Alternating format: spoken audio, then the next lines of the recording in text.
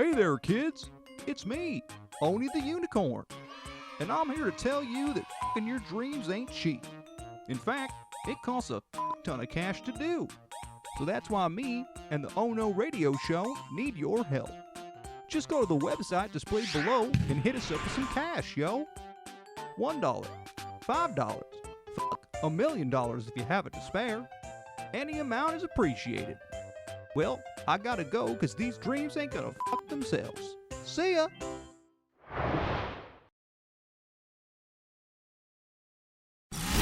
my God, what's gonna happen?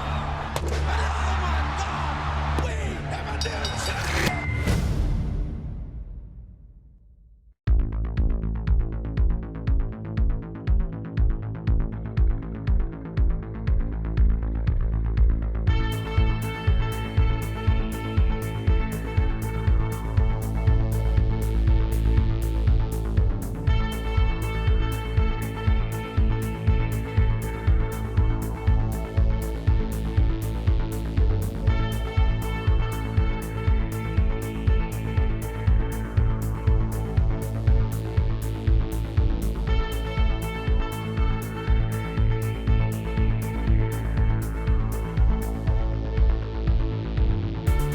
And yes, welcome back, finally, to another edition of the Oh No Wrestling Podcast.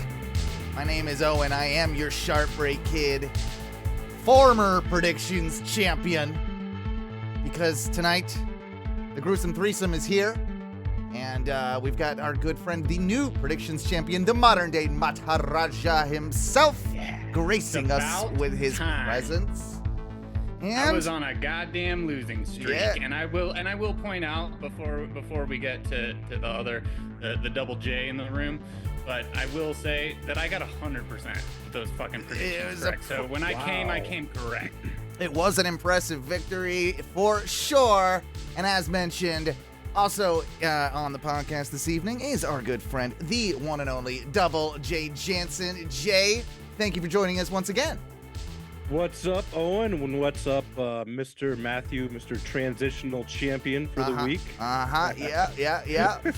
It's crazy. We were just mentioning that prior to the show, how, man, this Backlash show kind of really snuck up on us, huh? Like, it's... out of nowhere. It just seems like last week we were having WrestleMania. I know it's been like a month, but... Well, no, it's less than a month. It's been what? When was it? It will have been a month. About a month by the time, the pay-per-view rolls around. So yeah, I mean, I guess that's normal. It just seems, I guess, with so much wrestling, with such a a huge event with WrestleMania, it's always that like you get that WrestleMania hangover type thing that happens. Like everybody, yes. I think, feels a little bit like, oof, that was something. And then now, all of a sudden, we're into Backlash this year in France. Pretty cool. They're doing more of these events. I like the change of aesthetics too, and the change of crowds and everything. When they're doing these overseas shows, these international shows, I think we all felt it with Elimination Chamber in Perth. I think we all felt it with even All In, of course, in Wembley. And we'll see how the French audiences react to the product. I'm curious if Baron Corbin is going to get a last minute match put on there, just because if you remember the last time they were there, like he was like this little sensation. I think it was some French YouTuber that had caught on and was really promoting him basically just because he had a French last name, and they the French crowds went absolutely crazy for Baron. And given all the stuff that he's been doing on NXT, I'm petitioning that they need to put Baron Corbin on the card for this Backlash. Didn't he get drafted to? Yeah, I think he did. Or SmackDown, if that means anything. I don't know. Well, we'll talk a little bit about all the draft stuff here in a second, but we figured we'd just hop into kind of since it has been a while since we've done a show, we'd hop into kind of all the comings and goings and everything that's been going on post WrestleMania. I mean, we'll touch on bits and pieces of WrestleMania, I'm sure. But we'll kind of start things from there. And I guess on the AEW side, after we come back from break, we'll kind of start sort of post AEW Dynasty.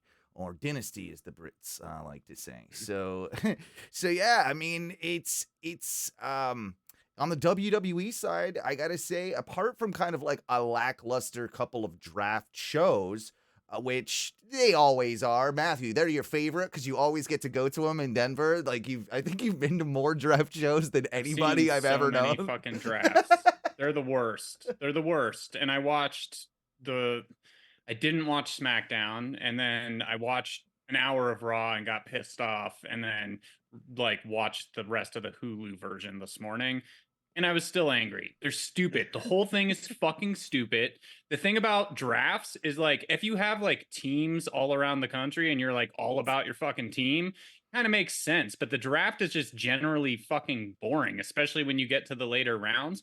And half the things that I saw from SmackDown, it's like, cool, these people are staying on the same shows. Yeah, exactly. I think, like, why are we doing this? This year in particular, the majority of people in the draft ended up just staying exactly where they were.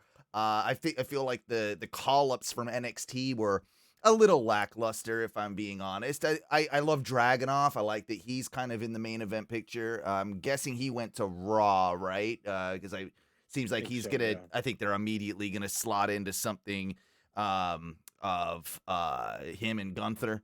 You know, like that's gonna happen at some point, especially given their history in that NXT UK championship that they both fought over for so long. And so I think, you know, that's an interesting, you know, development. But go back to your point, Matthew, with like if in like in an NFL draft, like with all these different teams, I get it. You can't really do it with NXT being a developmental brand, but it would be kind of cool to include the odd, I don't know, upper mid-carder, like how they had Baron Corbin go back to NXT and how they had Dolph back in the day go back to NXT. Instead of just doing that randomly, why not use the draft to do that? Like that would at least add some intrigue, right? Like, oh, there's nothing for this guy to... They made it sound like that was going to be the case. But they didn't do any of that, right? They didn't do that, but they made it sound like that was going to be the case. And you know, look, I'm with both of you guys. I think the draft shows are really useless.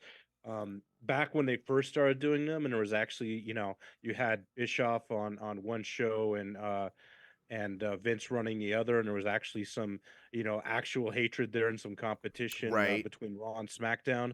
You know, that's when it was fun. Not so much, you know, the wrestlers finding out in real time that they were going to be in one show or the other, but the rest of it was fun. You know, I will say I don't mind the dynamic between Pierce and Aldis. Like that's kind of cool that they have this sort of like healthy competition for their brands, but it's not like you said. The war rooms are stupid. The war rooms are stupid. Yeah, they're not as bad as they were a couple years ago when they had like the Fox NFL robots. Oh, the robot was in there. Yeah, I like the robot. Give me the robot back. I want the robot back. Honestly, you know, I don't mind the concept of the draft. I think it should be at the season opener, which is technically the Raw after WrestleMania. But But the season starts in like October because they're like, it's the new season of Raw. Right. That's technically their new television season, but I wish the way they would do it is they would just be like, okay, you know, like WrestleMania was last night. This week is a new week. And then you find out, you know, who's going to be on what show just by them coming out. You know, we don't have to go through this, you know, who are the top 5 choices. And then we have to really feel bad for like the Shayna Baszlers and Zoe Starks who get picked dead last, you know. I don't feel bad for Shayna Baszler.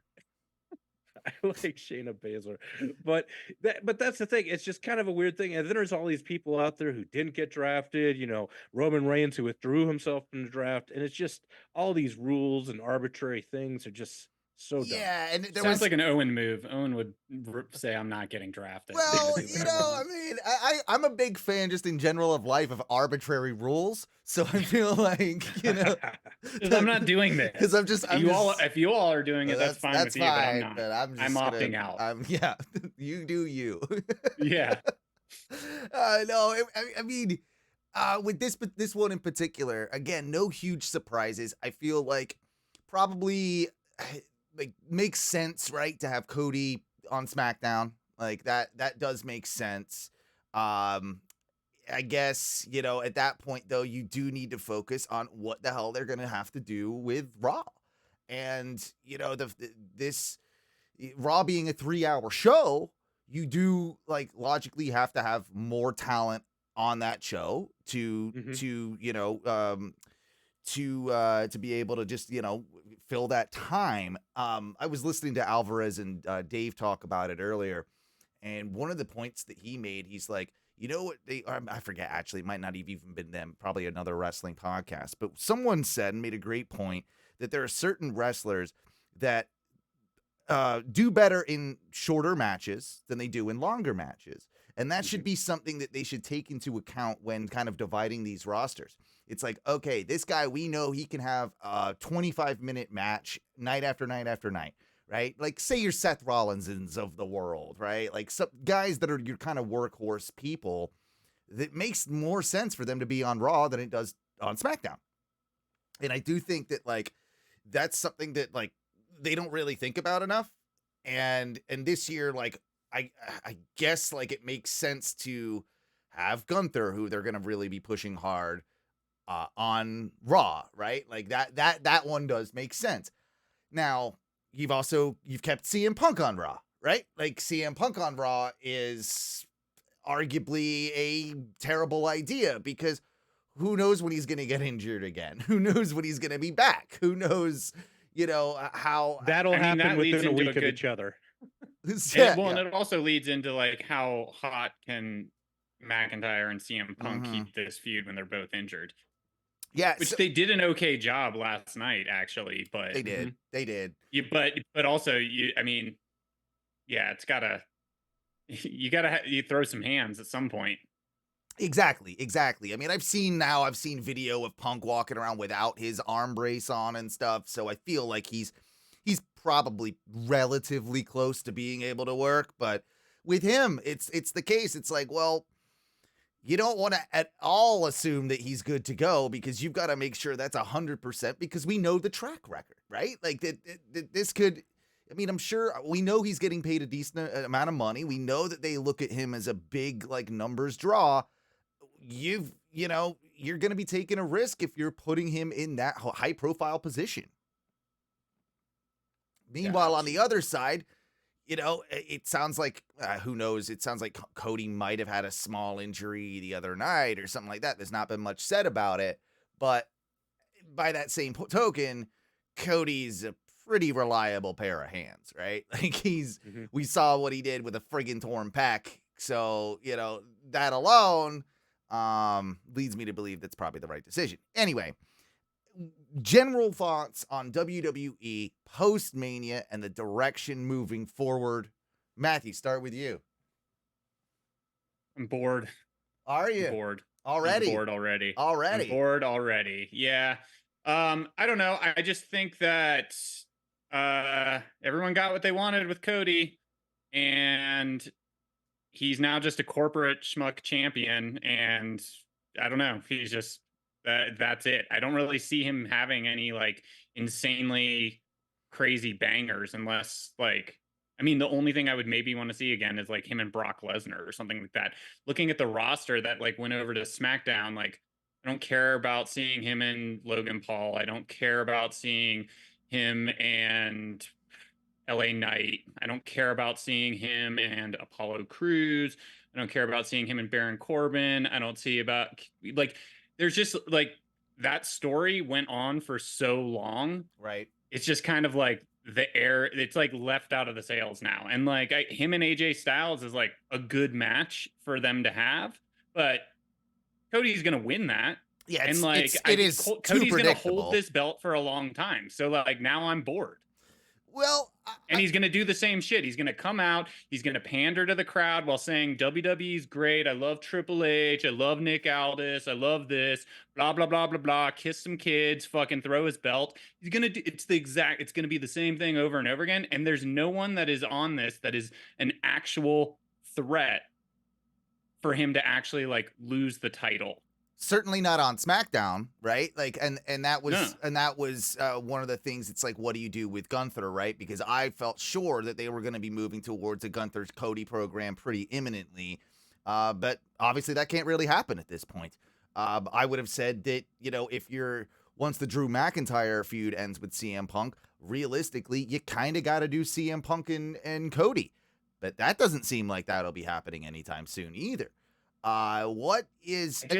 I think that like there was just so much hype going into WrestleMania, especially with The Rock and especially with Roman Reigns and everything like that, that it made so many people seem like they were more important. And some of them actually didn't have great matches at WrestleMania, Jey Uso. And so like Jey Uso, main event Jey Uso, to me, doesn't seem like he can like lead Raw on his own. He's mid-card Damian Jey Priest Uso. He's doesn't mid-card seem Jey like Uso to me. He'll never be main event Jey Uso. Damian Priest doesn't quite feel like a fucking heavyweight champion to me yet. So it's just, I kind of am like, I don't know. There was all of this stuff and like all of this hype, but like those stories got told. I'm glad they ended and they did the things that they did. Don't get me wrong. And I would love, I really hope that there's going to be something that will spark that fire. But right now, it's just like, I don't see any other fucking top guys. I'm with you. And I think that it's interesting that you're saying you're bored because they, to their credit, they have at least tried to be bold and try and do a lot of new things post WrestleMania, right? We've got with Roman leaving, we've got Tama coming in, we've got a new bloodline kind of like being established. We've got there have been a fair amount of decent new directions, like sort of the breakup of Imperium happening. There have been some stuff that I think they have been bold in doing. Do you think that long term a heel turn for Cody is the right way to go? Maybe we'll save that question and ask Jay first, like what your general thoughts are first of how we're looking in the direction of things. I'm kind of on the opposite. I'm actually really optimistic and excited, and it's mostly because of the changes behind the scenes and what they mean for the product going forward. I enjoyed WrestleMania, and I haven't been crazy about the last couple weeks of shows, but what I have been crazy about is all the changes here and there. I've been a big fan of these long production shots. Oh, the production-wise, they're on fire right now. They're on fire right now, yeah. And just these little small things make enough of a difference for me as a viewer, where I've been actually watching everything. Think about how many years we've watched this product without any sort of change. The same cookie cutter, the same cookie cutter thing. So it's sort of embarrassing, really, that they can get away with like us being like, "Oh my God, you see what they did? They literally just had one long camera shot, and it's like, oh my God, But they've done that a few times. And I don't want them to overdo it, but it's the fact that they're doing different things that they wouldn't have tried under the Vince regime, and all these little like things here and there, which are signals of Vince being gone for good and his ideas being gone for good. It makes me more optimistic about the future going forward. And I think you guys are right. There is a real hole at the top, especially when we're talking about heels right now, and even top baby faces. But I think that's going to provide an opportunity for people to step up. And I mean, there are people who were great heels and great baby faces where it took them years and years to get to that point. So I look at this as opportunity, and I really I'm really excited by the things, especially when it comes to WWE, when I can't predict what's going to happen, because I feel like so much, like we could always predict. Like for the last couple of years, we always knew what the WrestleMania was going to be going into the next year. I'm not sure. I mean, it could be Rock and Cody. God, I hope not. But just that not knowing, kind of week to week, and good or bad, I find that kind of exciting. So I'm kind of along the same lines with you. It's like I'm not like doing cartwheels over what's going on right now, but I'm optimistic of like kind of like the future and the changes and how they're at least trying new things to move forward. I thought it was just incredible how within 2 weeks the absence of Roman became so just like, holy shit. Like I know he wasn't even there a ton of weeks, right? But the absence of Roman, just even in storyline moving things forward, has been felt tremendously. And I'll be one that I thought like, okay, like this tribal chief, this whole program has been great, but time to end, time to him to go away a little bit. Now with me, I see it as like, I don't know, man, get that guy back sooner than expected and get him back as a face. And I think that that's probably what will happen.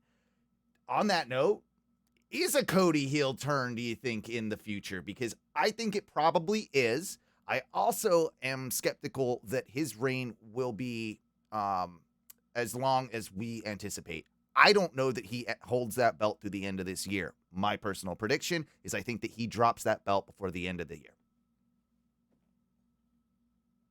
I think you're right there, personally. But I think he stays a I think he stays a baby face for the next couple of years. I think there's just too much of a merchandising draw for him right now, and they've only just begun to tap the potential of his baby face run. I'm guessing, but who knows though? I mean, like all things, they've learned how to.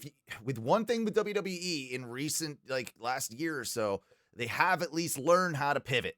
And if the crowd does start tiring of Cody, and there are boos, which remember, all of this happened in AEW.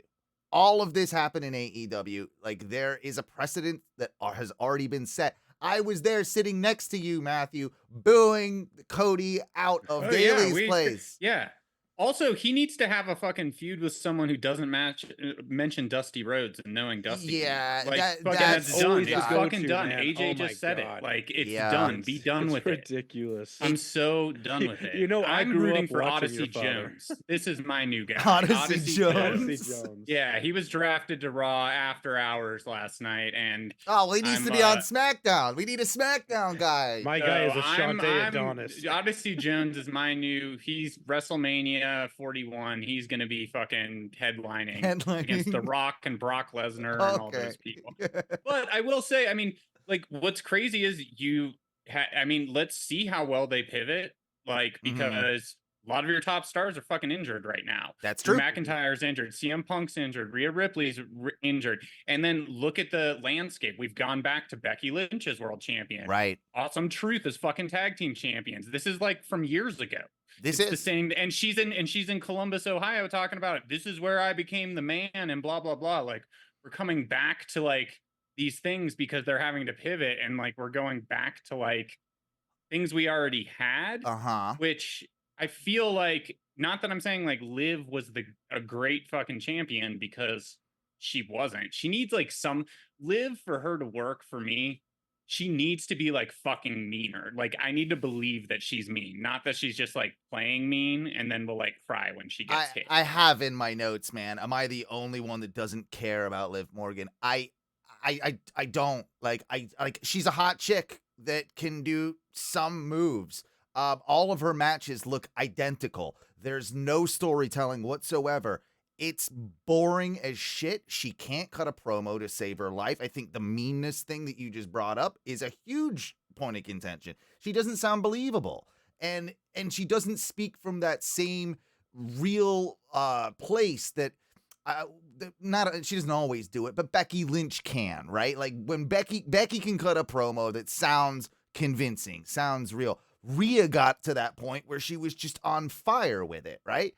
They're obviously going to do some stuff now where it seems like Liv and Dom are going to be boning, and then like Dom's going to end up, like helping Liv probably win that title. Like, so I will say the one thing that is working for me in all of this is Dom's mustache. Yeah, Dom's mustache. Yeah. rules. Oh yeah. Fucking killer. Oh yeah.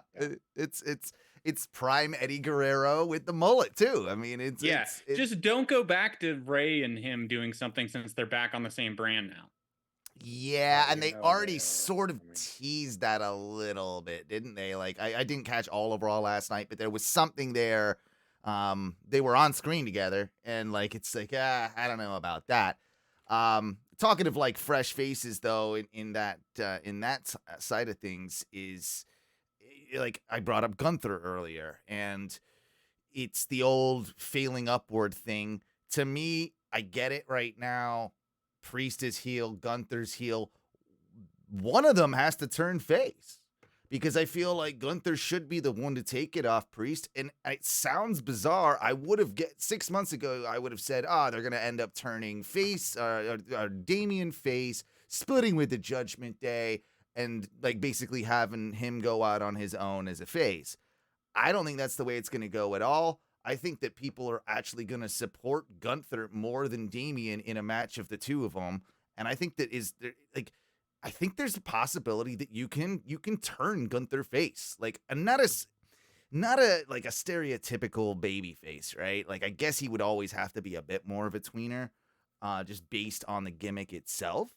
But to me, like, that's what you have to do if you're going to go bold, if you're going to be exciting, if you're not going to make us bored, rather than going back to the drawing board with whoever else that's been a champion before beating Damien. I think you kind of got to go Gunther with that, no?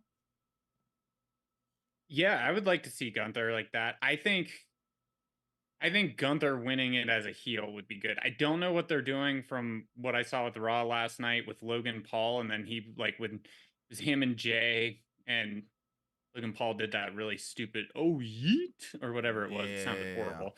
But then he said he had gangsters, and fucking his gangsters were Judgment Day.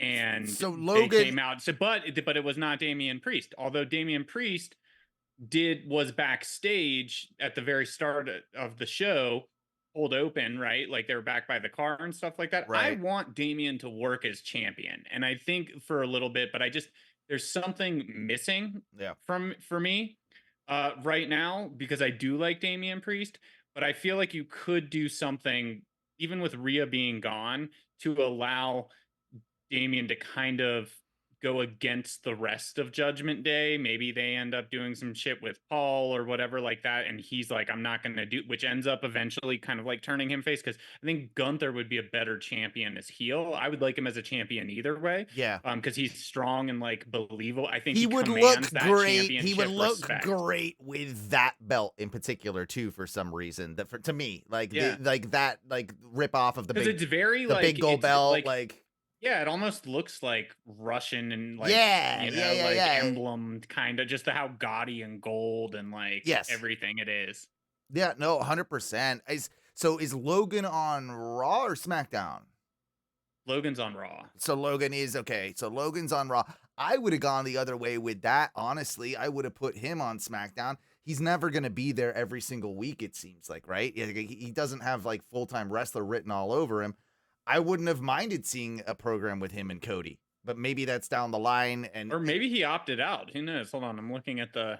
Well, yeah, I mean, he was a champ. No, he was. Yeah, he was a champion, so he can't get drafted. So if he was on Raw, he'll be on Raw. But because US title is Raw, right? Or is it SmackDown? Oh my gosh. See, that's changed so much over the years that I can't even remember at this point. But I do believe that US. Shit, man, like, damn, I don't even want to hesitate a guess on that one, honestly. But whichever one Gunther wasn't on, so well, Gunther was, I mean, he was mainly on SmackDown, right? Yeah, I think so. Yeah, so I think So logically, you've got So then that would have put US on Raw, But then you got to do, like, and then you got to think of, like, okay, so Sami Zayn, right? Like, what's going to be happening with the IC title? They're doing shit still with Bronson Reed for whatever goddamn reason. I don't see the appeal in Bronson Reed. He's another guy that is just bores the hell out of me. I get it. You got to try with another big man. You got to try and push him, whatever. But put that belt, like, first with Sammy. Just let's get Gable there. Can we just get Gable there and take it off Sammy? Because I don't need to see a Bronson Reed IC title reign. I think it's happening. Yeah, I mean, that's last night. What, it was Bronson Reed and Sammy. They faced each other for like the 8th time. Pretty good sit down power bomb though, on Sammy. But then Chad Gable came out and suplexed Sammy. So yeah. And which always looks good. I like the direction of his character at the moment. I like him being heel. I like what they've done with that. So another one that I feel like, okay, that's it's something, right? We're moving in the right direction. But as far as top stars, I think we're all in the same place. It's like, who is that guy? And realistically, they're going to have to take chances. They're going to have to try and give someone a bigger push than they would have probably done in the past. Odyssey Jones, baby. Odyssey Jones is going there. I mean, make my world so much better. What do you do with LA Knight? Yeah. He seems like have they given up on LA Knight? Like I don't know. Like it feels like they've. Yeah, I mean, I think like we knew he wasn't going to get the title from Roman, and I don't think that elevated him at all. Yeah, if I remember correctly, he's still in the top 3 merch sellers too, so that does play into it for them. Oh, absolutely, it does, and it should. But I'm sure he'll have a thing with Cody, and he'll lose. Maybe, like or so he's on SmackDown. LA Knight's on SmackDown. I'd rather see him have a good mid card title run first. Same. An IC or like I still think he would have been the best choice to beat Logan Paul for the US. Yeah. Like that's Wait, so you have the IC and the US on Raw? I don't know, do you? Oh, wait. I mean, we just said Logan Paul's on Raw, and we just said and Sammy's the Intercontinental Champion. He's on Raw. I need a board with a roster. Dude, I'm with you. I can. Yeah, sorry, I'm looking through the roster right now, so I don't know. Are both those belts on Raw? No. I mean, they were last night. No, but it's draft, so you can, right, because it was just last night because Logan was asked there to represent SmackDown. That's why he was. So Logan is to be there to represent SmackDown in the draft. So that's right. Yeah. So he's Logan. SmackDown. He was there with iShow Speed. That makes sense. So there is a way that I feel like you can have Logan. I mean, you can do champion versus champion, Cody and Logan. Like I think that works. Yeah. I think that and realistically, man, you know what they're gonna end up doing. Cody's gonna have those belts, isn't he? Both those belts. Oh God, I hope not. I mean, I don't need any more belt collectors in the WWE. I don't need belt collectors. Really don't. Yeah, I think we've seen enough of that period. But Cody with the U.S. Championship and the WWE Championship feels like something they would do, especially Cody with the U.S. Championship. I mean, he solved racism for Christ's sake. Like he's held it before, though, hasn't he?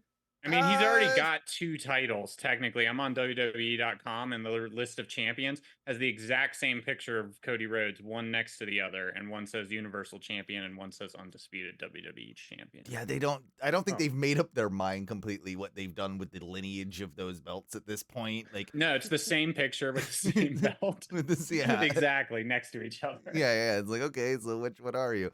Because for a while there, it seemed like they were doing away with, like, the undisputed part of it or the universal part of it. I think they were ditching kind of that, like they're ditching, like, is that right? Like there's no universal on anything anymore. It's just WWE and World now. Yeah. I mean, not according to WWE.com. Like I said, there are literally the roster. It has champions. There's a picture of Cody Rhodes with the title, and it says Universal Champion under it. And then there's the exact same picture next to it, and it says Cody Rhodes, Undisputed WWE Champion. That's hilarious. Oh, boy. That's hilarious. Shit. I don't know what they do. Let's make him the FTW champion on top of it. Why not? Let's think about this, too. I mean, like, I know that we just had the draft, but all right, so then you got guys like Braun Breaker, right? Like and Carmelo Hayes. Those are 2 guys that are now like main roster dudes. And I guess they kind of have been flirting with that back and forth for a while now. Like they've both sort of been up, like, but not, I guess, official or whatever. Again, don't know what brand Braun's on. I believe Carmelo is Braun Strowman. Braun Breaker. Braun Breaker, I think, is on SmackDown. Which they're gonna strap a rocket to that guy. Yeah. He's gonna. I mean, he would be a good guy to throw a U.S. title on. Maybe him versus Logan Paul. That works. Like him taking the belt off Logan Paul. Actually, I think that works quite nicely. Fuck Logan Paul. And then you brought up Braun Strowman. Him making his return last night. He's on Raw now, right? Braun Strowman. Yeah. Yes. Yep. So. There's stuff that you can do with him and Priest. If it depends how far they want to go with him, right? I do feel like he's one of those guys, unless they team him up back with Ricochet and they go after some tag stuff again, which is possible, I suppose. But I think that there's value in him probably being an upper mid carder and or lower upper carder. and yeah, being a challenger to Priest's belt, and believable winner, honestly.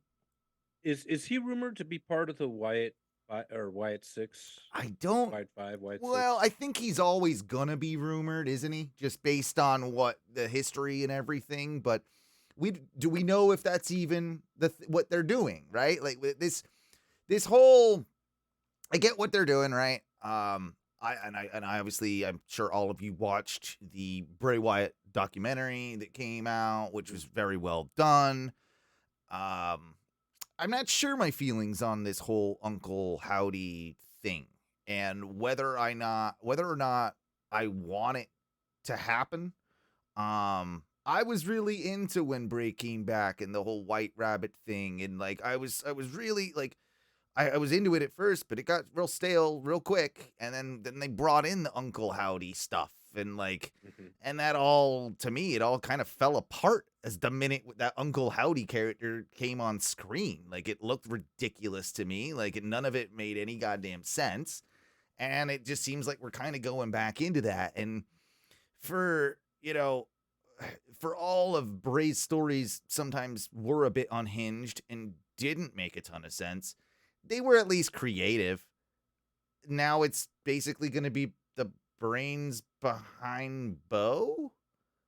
I don't know. Like, I'm skeptical. I'm worried it's gonna ruin the whole thing. Me too. I'm just gonna come out and say it. Yeah, and I think it has a strong potential of kind of hurting Bray's legacy in a weird way.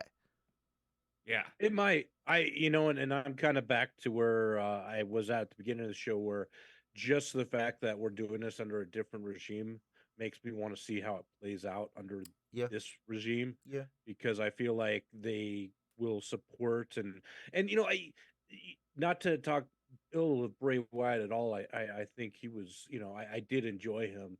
I think they gave him a lot of freedom, and maybe too much freedom with things, because some of his promos, man, he just rambles, and I get it. Like, I get that was part of the allure of the character, but it gets to a point where you're just like, man, every time the guy was coming up to talk, you just be like, fuck. Yeah. So under a new regime who's able to help kind of structure these stories and be a little more supportive, I'm hopeful, but I'm mostly with you guys. I am worried it might tarnish the legacy if they don't do it the right way. So hopefully they do it the right way. I'm also not seeing the same groundswell of internet support in the same way that happened with the White Rabbit stuff, with all the QR codes that they were doing and the little hidden games online and all of that stuff. They're doing exactly the same thing right now. It's the same little, viral marketing thing, and they're putting little Easter eggs in, and they're dropping QR codes. They're doing exactly the same thing. And that's cool. I don't mind that. But like, even just on Reddit or Twitter or whatever, there are people that are still following it, but it's not in the same like realm as when, the whole White Rabbit thing happened. And it was because it was so fresh and so unique and so cool, but it was also Bray. And it's like, Bo's never, like, yeah, he's had a couple good runs, and then, there's been time, but he's always been, has Bo, in your eyes, ever been one of those guys that you've said to yourself, if he just got the chance and the right gimmick, that guy could be a world champion one day? No, he's always been the B team guy. He's always going to be the B team guy. He's always going to be the guy that at best you could see him winning an IC title, right? Like, you'd never put that guy in Cody Rhodes' spot or even Damien's spot, right? Like, so, and that's nothing against his work. Some people, that's your destiny, right? Like, that just is what it is. Bray had that untangible that Bo doesn't. And that, to me, is one of the reasons that I'm, again, skeptical of this. Now, if they put the right group together, right? Like, who would that right group around him be? Who, like, throw some names. We threw Braun out there, right? Like, but who else? Alexa Bliss. Eric, Eric Redbeard. Oh, Redbeard, if they brought him back. Okay, yeah. Braun. Who else? Matt Hardy. I can't think of. I mean, I don't know. Team him with the Final Testament. Well, I mean, and that was part of the rumor too, right? Karrion Kross was going to be in there, and like that was going to be God. like, I don't Put know. our truth in there. You know what? At this point, That might work. That might work. Bring back Gangrel. Probably will actually. I don't know. Yeah. Yes. David, I will say, David Heath. I will say one thing, Jay, that you mentioned was like when Bray would come out and do these long, drawn out promos, right? And it just kind of made me think I'm getting a lot of that now because they have so many injured people. There's just so many long promos, and it's like fucking wrestle, and it's like that none of them can wrestle. They're just gonna fucking talk, and I know they're just gonna talk, and they're not gonna do anything. And I'm like, so I'm not watching.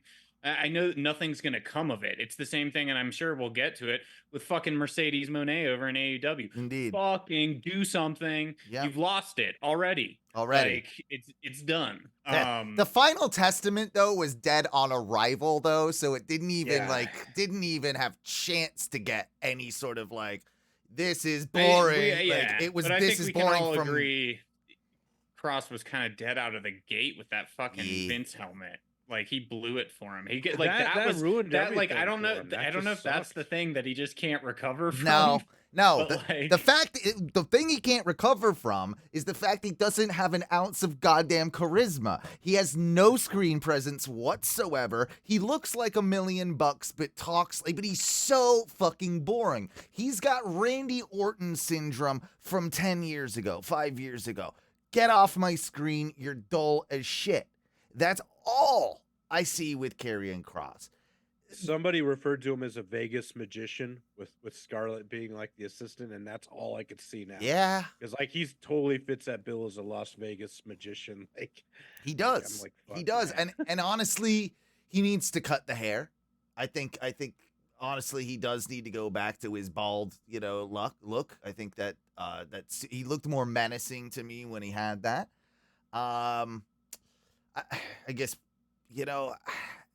the group as a whole, they don't have any chemistry together, and then you've also got this, like, now you've got like a 2-manager situation, right? With Scarlett and what's his name? Ellering, right? So like that's weird. Ellering and AOP just need to be together. Karrion Kross and Scarlett need to go back to NXT or something, and just, I mean, I don't know. Maybe Uncle Howdy can join the Bloodline. That'd be cool. All right, yeah.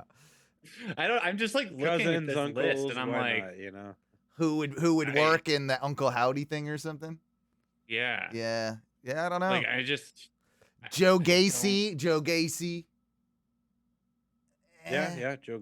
I'm trying to think of vaguely spooky people too. Joe Gacy's kind of. Dexter Lumis is one of the rumored ones. Okay. Part of it. Yeah. Now that I don't know. I don't have high hopes. That's all I'm gonna say about it. I don't have high hopes. Cross my fingers. I know. Yeah, I just don't want it to ruin Bray's legacy. I wasn't a big fan of Uncle Howdy when he was there with Bray. That's just me personally. But I will say, you mentioned the documentary, which I did watch. It was great. But I just went back and rewatched all of Undertaker: The Last Ride. Okay. Fucking great second watch. Really? Great fucking second watch. All Yeah. right. That was good shit, man. I just finished it the other day. Okay, So, I'll have to go do that. I would say watch it. It's just, I don't know. It was a good second watch. Interesting. It's a good second watch. I like that one. I also did just watch this thing on Peacock, wrestling adjacent, on Teddy Hart. Dangerous Breed. Yeah. A 3-part. I haven't seen that yet. Worth I mean, it? that guy is just a fucking lunatic, right? fuck. That guy sucks. He spent a lot of time here in Orlando. How much he sucks. Yeah, he spent a lot of time here in Orlando. Oh yeah, too, they're down in Orlando. Yeah, He's filming stuff, but I mean, there's no climax because it seems like he definitely killed that girl, but no one knows.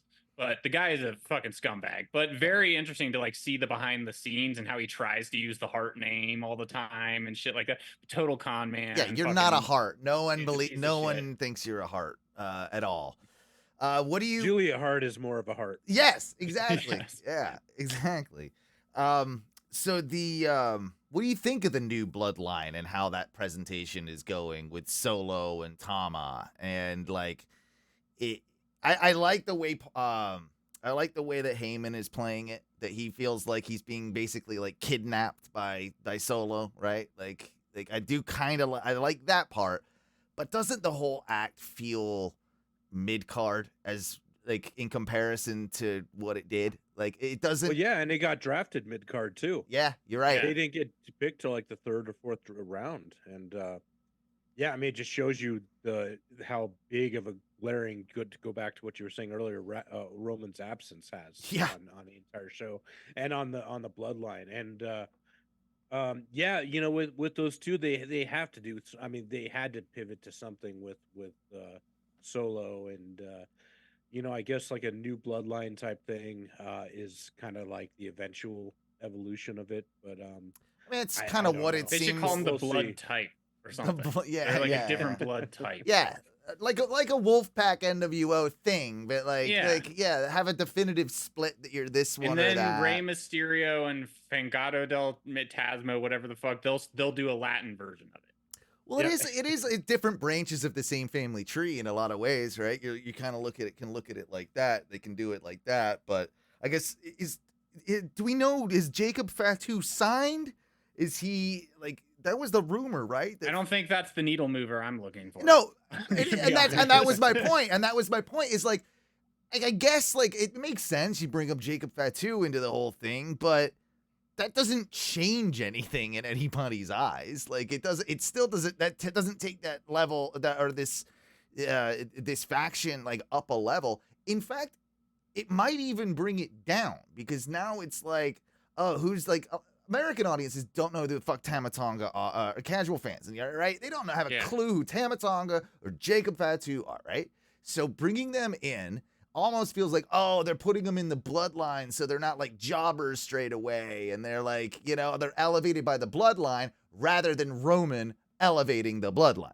Like that's the big difference. And to a degree, the Usos, right? Like it's. If you're not going to go all the way with Jay, I'll just say this too. Just end the experiment and put the Usos back together because we need a tag division anyway. No, Jimmy's injured. Right.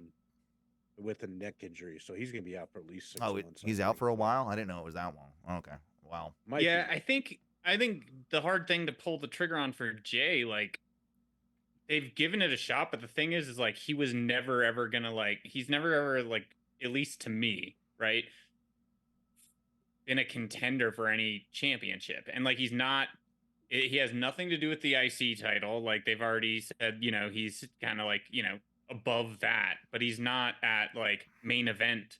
Like even though he's main event Jey Uso, he's not main event contender for a title right now. But I think him having a title would solidify and elevate it more, but I think it wouldn't be like the best thing to have him as your champion right now either. So it's kind of like you're damned if you do, damned if you don't. But I think this character would eventually, it would be good in the long term if he had that, like ended up getting a quick title reign. Oh, absolutely. I mean, honestly, I know you said that they see him and they've kind of told us that he's above that mid-card championship level, but that is exactly where he is in my mind. Like that is exactly the way I see him. No, you just can't call someone main event someone and have him at the mid-card. Yeah. I mean, I get that point, but you also just can't call someone main event and then expect us just to believe he's the main event, you know? Right, like it goes the other way too. Braun Breaker or someone needs to come out, take his spot in the main event thing and come out and say like, you are now mid-card Jey Uso. Yeah, and I'm main event Braun Breaker. Like he steals the name almost like a title, a metaphorical. MFT, he's a MCJ, a mid-card J. I love it. What is isn't that what are the bloodlines saying? What are the initials? MFT. So what is it, right? We don't know, right? Fucking Tongan. Is that it?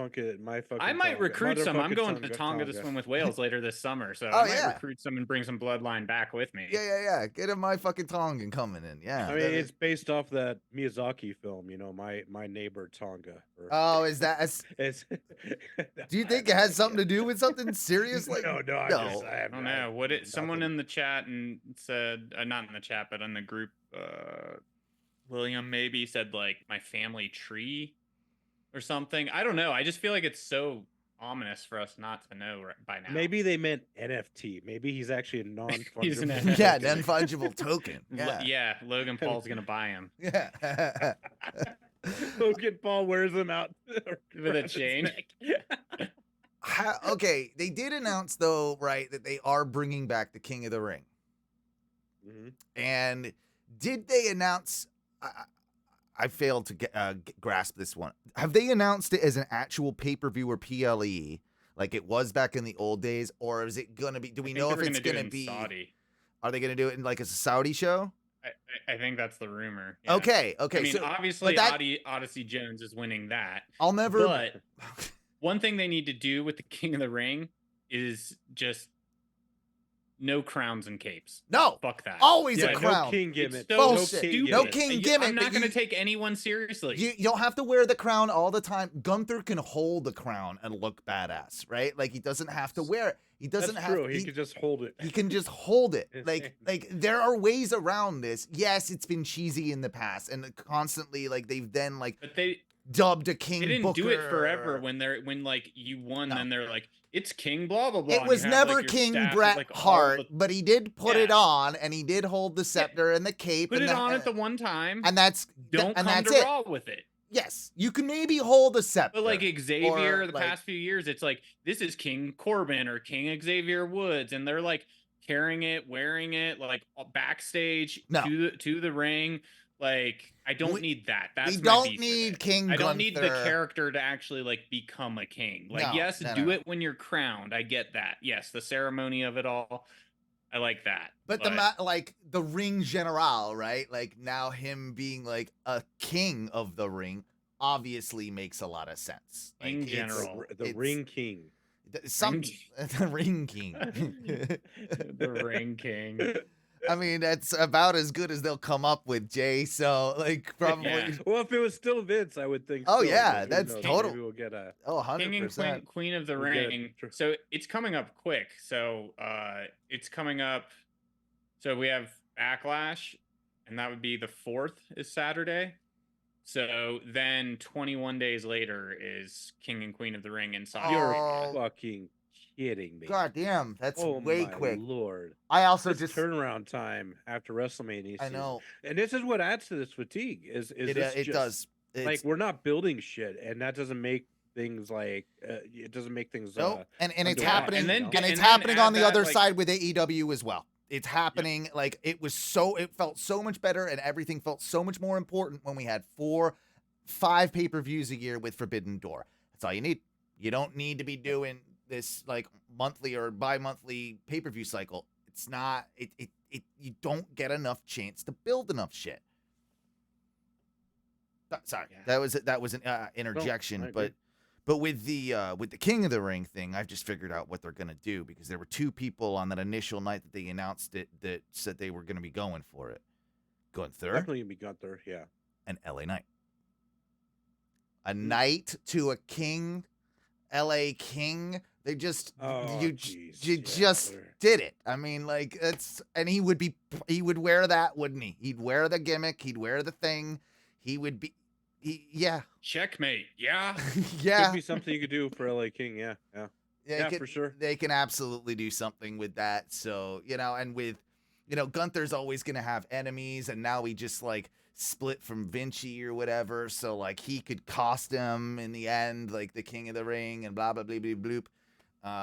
So, yeah. Who else is announced for that? Sheamus? I feel like Shinsuke did probably, because they always Great, go, like, yeah, great, whatever. Cool. Shinsuke, go surfing, collect your check. Fucking we're good. Xavier Woods, Drew McIntyre. I don't know how bad his injury is. Guess that's all I can find. so And when did you far. say it was again? May 25th. Jeez. So that's the same weekend as Double or Nothing. So get ready for lots of pay-per-views. Oh boy. And here we go. So this is actually, I just thought of this while you were saying like all of these pay-per-views in the back. Yeah. Like the whole thing with The Rock saying, right, when he was here, he's like, wrestling's cool again. right? Yep. Like, right? So do you think we know that those fans who came back for that, like everything WWE did the perfect thing. They're fucking the PR people are like, announce all the 17 sold out shows, highest ratings, blah blah blah blah, highest blah blah blah. Because right after that, it started going down. Still high, still very high. It's like 2.8 million. It's still really high. It's still doing really, still really very well. good. Don't get me wrong. Really well. But a but lot of those fans have already left since the Rock stuff and since Mania. A lot of those fans have already pieced out. And so how many do you think will get that same fatigue that did carry over, right? That came in, hadn't watched in a while, or were a little more casual and like, hey, I'm going to actually start watching this.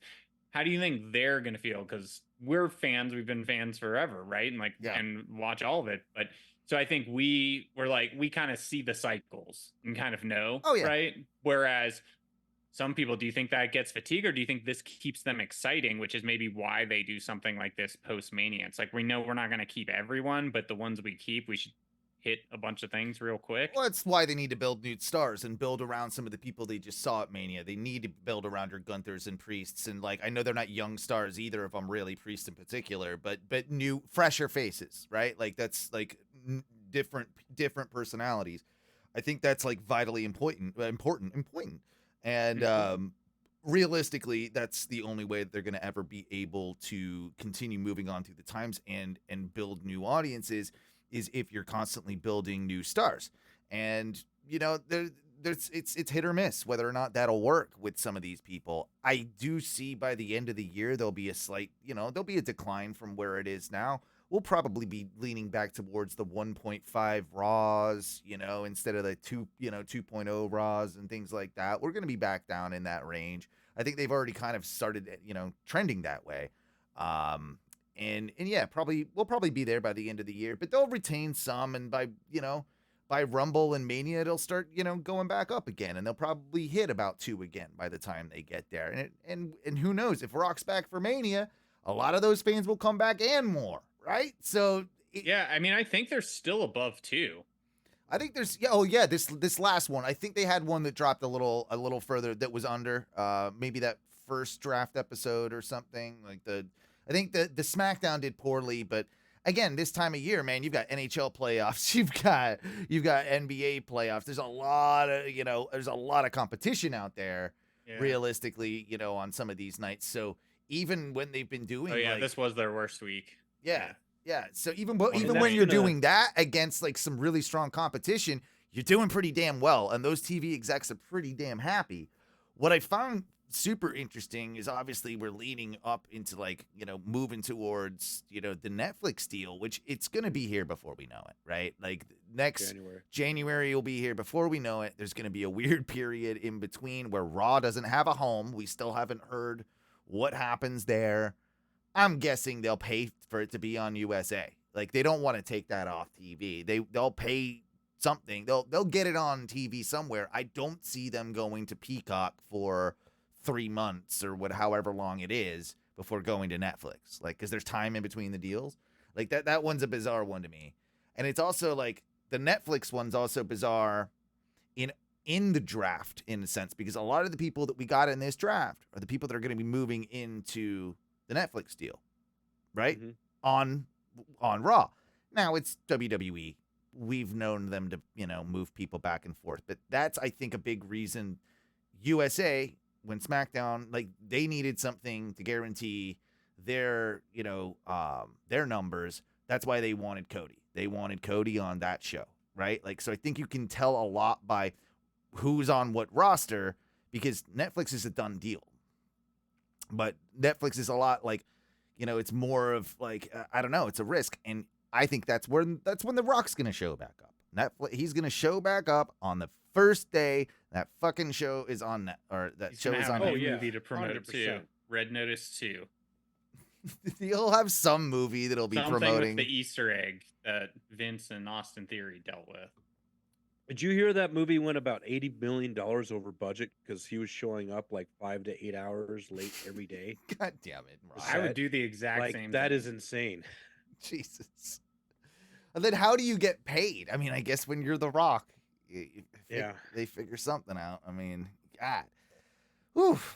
Do you guys want to do, since we're just on the topic of WWE, before we take a little break, do you want to just go ahead and do our Backlash predictions now?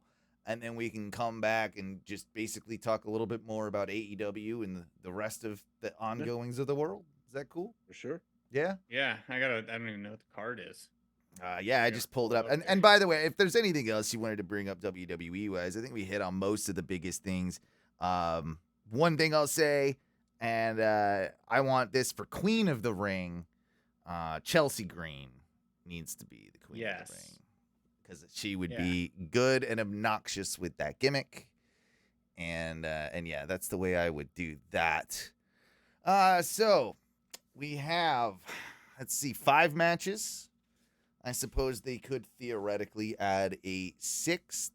That's going to be the Baron Corbin match. You mark my words, that might actually happen. Like I can see them doing. See them something doing that. Something like that.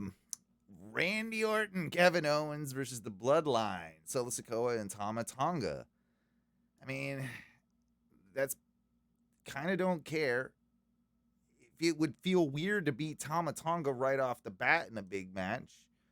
But it also feels weird to beat Orton and Owens as a tag team, doesn't it? Like by solo. It really does. You know? And it really does. This would inject the Bloodline a little bit if they had a win, I think. Yeah.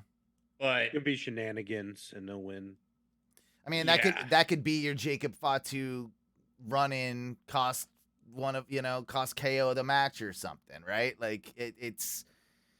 I just feel like when predicting this card, we have to think they don't go to France very often. Yeah. When was the last time they did a pay-per-view there? So you're probably going to get the fan service, and the people who are supposed to win are going to win. You're not going to get any major upsets, especially after WrestleMania. You get to go last, Matthew, obviously, because you are the champion.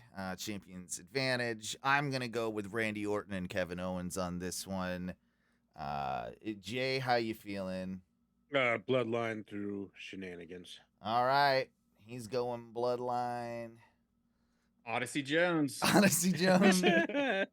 He's my dude now. Yeah. I'm rooting for him. I'm going Kevin Owens and Orton. All right. KO and Randy Orton. Then we got the Kabuki Warriors. Asuka and Kairi Sane versus Bianca Belair and Jade Cargill. Title switch here. Yeah. Bianca, Jade all day. They got to do that, right? Absolutely. They got to. Yeah. Do they have a name yet for their team? I don't know, but they should just call themselves the Baddies. I mean, I know they probably trademarked that for AEW, but she had the Baddies there. They should just be the Baddies. I always liked that name. And then they need to bring over that really hot chick that was in that group. She's a wrestler, something Layla Gray, I want to say, maybe something like that. That might be a porn. You always had a little thing for Layla Gray. Yeah. Oh, she's smoke show. Jay, I know you're going Bianca Jade. I'm sure you're doing the same, right, Matthew? Yep. Yeah. So all across the board. And let's see here. Bailey, champion versus Naomi and Tiffany Stratton. Too early for Bailey to drop the belt. Naomi takes the pin. They're building Tiffany Stratton. Right? Yep. Yeah. Yeah, I really want Tiffy to win, but I think Bailey keeps Bailey's the belt. She's my girl. She came out of fucking nowhere, and she's got all of it, man. And I think once she gets a little older too, a little wiser, and she has all the potential in the world, but yeah. You know who she's dating? Her and Ludwig Kaiser are a couple. Lucky bastard. Like, god damn. I'm gonna revert. I'm gonna go the Tongans actually. Oh, you're going Bloodline on because Randy Orton doesn't. Him and KO don't need to be a tag team and together. I feel like it might have just been thrown together to kind of help these guys out. Possibly. And like, I But feel they like have this kept bloodline him and thing they need to feel like a fucking threat. You're right, but I will sort of disagree a little bit on the thrown together thing, because they've seen the on-screen chemistry between Randy and KO, and they have a ton of it. And No, they do. I know, but like thrown together in the sense that I don't think neither of them need to be in like a tag team and be a tag team. It's like when, Randy Orton did great with Matt Riddle. Like Randy Orton has done great with like other partners, Yep. but like if I want some bigger people, like Randy Orton is a threat for the title. He absolutely is. That is a very good shout. And you're trying to keep him away from fucking Cody right now. That is a very good shout. That he can take losses here and that doesn't matter. Because it can't. Yeah. All right. No, all of that makes a ton of sense. I will say, though, that KO and Randy have the same chemistry as Riddle and Randy, except KO's and Randy's is way less annoying because Matt Riddle's not there. But it's the same, like, there is a similar energy. I think I like KO and Randy more. Like, there's like I don't know. We all went Bailey though, right? On that one, on the women's match, the women's match. Yeah, we all went Bailey. I was gonna say. Yeah. All right. Priest and Uso. We pretty much already answered this one. I mean, no one thinks Jey Uso is a hope in hell, right?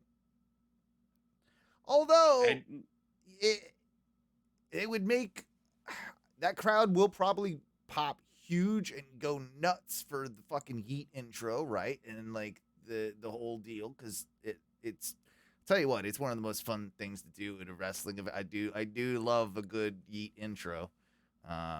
It looks it looks fun. It is fun. It is fun. I'd be like Pat McAfee. I'd be jumping around. Oh yeah, that was me and my brother. My brother, a 40, 6-year-old. No, he's not that old. He's like 43 or something. But yeah, he's a dad of 3, and he had to have his readers, at times, because we were so far from the ring, and there he is in his readers, almost losing them as doing the yeeting it up, just yeeting it up. But no. Priest. I think it would really it's hurt still Priest too. I feel like he needs. Yeah. I don't know. Like I said, there's something missing, but him losing so quickly would. I don't feel like that would be good for him. Yeah. Unless it's like an ultimate screw job type thing, right? Like it doesn't do him well. And then if you're doing that, you kind of already told that story with Drew, but maybe that's what happens. Maybe I could see like Drew being pissed. He forces Priest to lose the title. I'm going with Jey Uso. Oh, interesting. Okay. Because what if? Because I think it would be huge for an overseas crowd, right? Jey Uso, I can almost guarantee you is more popular there than here. I think Jey is, universally, right? Like you would say that Jey is probably the more over of the two. I just don't think you're gonna have 2 babyface champions, Cody and Jey Uso. It won't be for long. Yeah. Because then you get Drew basically winning it back, which I think hurts Damien Priest and Jey Uso in the long run. I think it's still Damien. I mean, it probably is, but I'm not going to win unless I take a friggin' chance. Like, you can have Jimmy do something, or Jacob Fatu shows up. There's a lot. Yeah, there's that, too. They've got a Puerto Rico show coming up in a couple months, I think, too. And I could 2 days after Backlash, there's a Puerto Rican PLE. Is there? Yeah. And then 4 days after that is Saudi, and then SummerSlam. I've already changed it back to Priest. Of course it's going to be Priest. And then Cody Rhodes and AJ Styles. I mean, be pretty wild if AJ Styles got one, but his arms would look good with a belt on him right now. Like they are. He's just because he's so small. He's ripped, dude. Because he's so small, he's like wide now. Like now he's like this. I don't know how he gets through door frames. He's gonna like turn sideways to get through door frames. Like he's just bizarrely wide. But yeah, Cody clearly with probably after a really good match, right? Like yeah, Cody, it'll be a fine match. Definitely Cody. Yeah. It definitely will main event.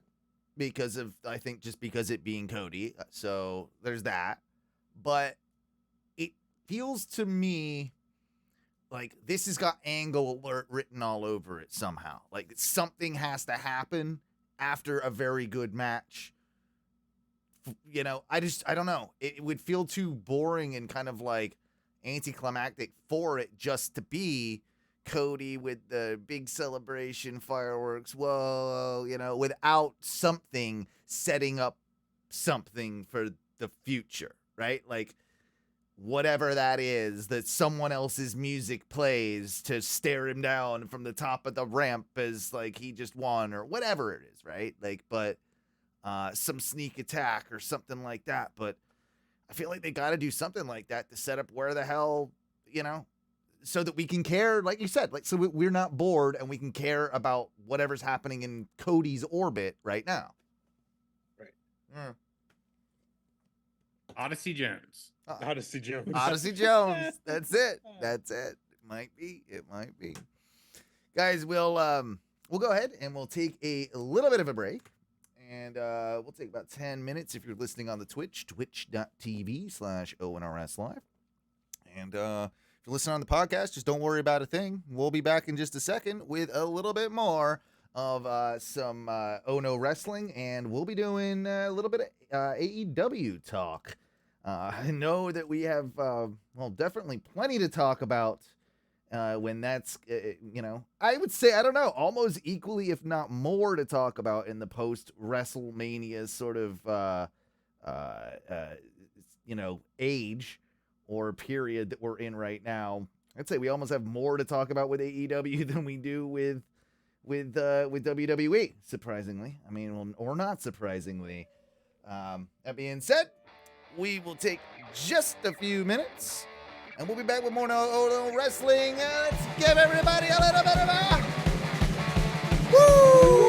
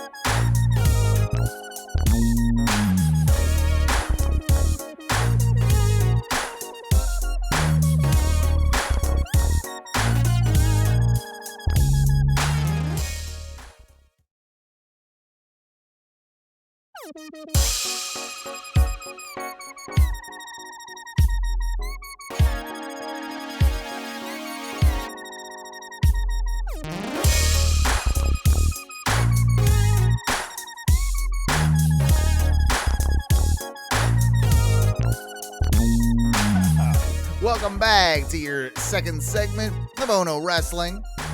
Myself, your Sharp Break Kid, Modern Day Maharaja, our prediction champion, and Double J Jansen, all here for your second segment to bring you a little AEW action. Hey, is that bumper music new? I don't remember that bumper music. That's funky. I like it. Yeah, I like to change it up. Yeah. It reminds me of LA Knight and Too Cool if they had a child. Or Ernest the Cat Miller. You remember that guy? Yeah. Oh, man. He was kind of underrated for his time, though, too. He kind of was. Yeah. Just like I always think of Too Cold Scorpio, man. I think Too Cold Scorpio was like, we wouldn't have a lot of the guys we have today if we didn't have Too Cold Scorpio. Nope, that is true. Yeah. I guess a good time to talk about the highs and lows of AEW since we last talked, and it has been a while. We've really, I think, only had the one big pay-per-view. Maybe I guess we probably didn't talk after Revolution. Can't remember if we did or not. Doesn't matter. So much has happened since then on pay-per-views and on television, and we'll start this the same way we started the last, segment with how our, kind of general direction and our thoughts about the general direction of WWE, but now with AEW. Matthew, you went first last time, so Jay, what are you thinking with AEW right now, and what are your overall thoughts? Now it's crazy because I'm the exact opposite of where I was 6 months ago, where I was totally into AEW and not that into WWE. Yeah, I'm kind of opposite, and I gotta tell you, the whole thing that instigated it was the showing of the CM Punk footage, and look, I think they should have maybe leaked it or something, and the whole thing showing it on TV, I just thought it took the product down a notch, and it really took away from my excitement of Dynasty, which sucked because I really wanted to watch it. I ended up watching it in pieces over the following couple days, but I haven't found myself as excited about the AEW product, which is crazy because there were some great matches on Dynasty. Oh yeah. Some match of the year candidates. I mean, not even without arguing, on Dynasty, but um, I feel like I'm watching a cheaper product, and it's all stemming from that damn CM Punk thing. Now, with that being said, what they did with Jack Perry and how they tied that into him, I think that actually worked well. So whatever my personal feelings on it, be damned. I think how they tied that into his return, I think that worked in their favor. So I'm actually looking forward to that in terms of that angle, and yeah, we'll get into some of the other stuff. But For sure. What about you, Matthew? I'm I don't agree with the footage, whatever, but also no one's talking about it anymore. Yeah. Like even with Jack Perry, so I think whatever is what it is. And you were always going to have two sides, like people on either side, and I don't know, I don't think it was good, but it didn't look like Perry was the instigator either. So, Yeah, one of my big issues with the footage, and at first I think I was on the same train of thought as of all of us, right? Like, do they really need to be doing this? Do they really need to air it? Do they really need to put it on TV? But looking back on it, I actually think it was a smart decision. It did get buzz. agreed. It's like you're damned if you do, damned if you don't type thing. The one thing I'll say that would have just made it that much more compelling was if it had audio. If we could hear what they were actually saying, if we could hear the scuffle, if we could hear them yelling at each other, right? Like you can make out kind of what they're saying, like, reading lips or whatever. But that to me, like having a whole audience, like we're going to watch this silent footage of a guy that's not even in our company, right? Like there were things about that I thought were cringe at the time. Like you said, Jay, very, very thankful that they were able to turn it into something, and maybe it was the plan the whole time that this was going to be part of Jack Perry's return and like this new reveal and new character and everything that goes with it. So I'm thankful for that. I like overall, like I think I would share your opinion slightly. Of I've been definitely down on AEW over the last 6 months, and they've had some like huge highs. I feel optimistic without feeling like I did in 2019 or whatever when the company started, right? Like that was the thing, is that you mentioned it feeling cheap, and to a degree it always has felt like a cheaper alternative to WWE, but that wasn't so glaring when WWE's product was so terrible. Now that WWE is firing on all cylinders, or was, up until WrestleMania. Now we've obviously seen a bit of a lull, but that's after every WrestleMania to a degree. Now we're seeing an AEW that really just can't quite compete with the juggernaut that is WWE, and does need to do, I've said this over and over, they need to do bold things. They need to be very, very like very bold as in showing CCT footage of a of a major wrestling. Like at first, honestly, because at first I was against that, but that is the sort of stuff that they do need to do to separate themselves from, the Pepsi to the Coke, right? Yeah, like Tony Khan calling them the Harvey Weinstein of wrestling. And this is it. That I think was a little problematic. Like I get what he is trying to say.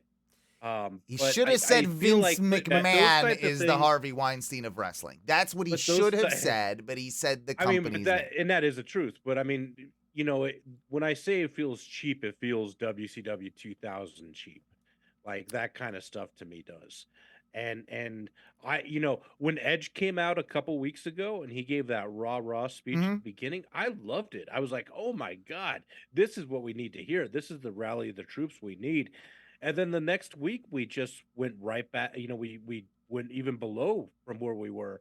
But again, to go back to what I was saying, I think ultimately it worked out, and I'm very thankful it did.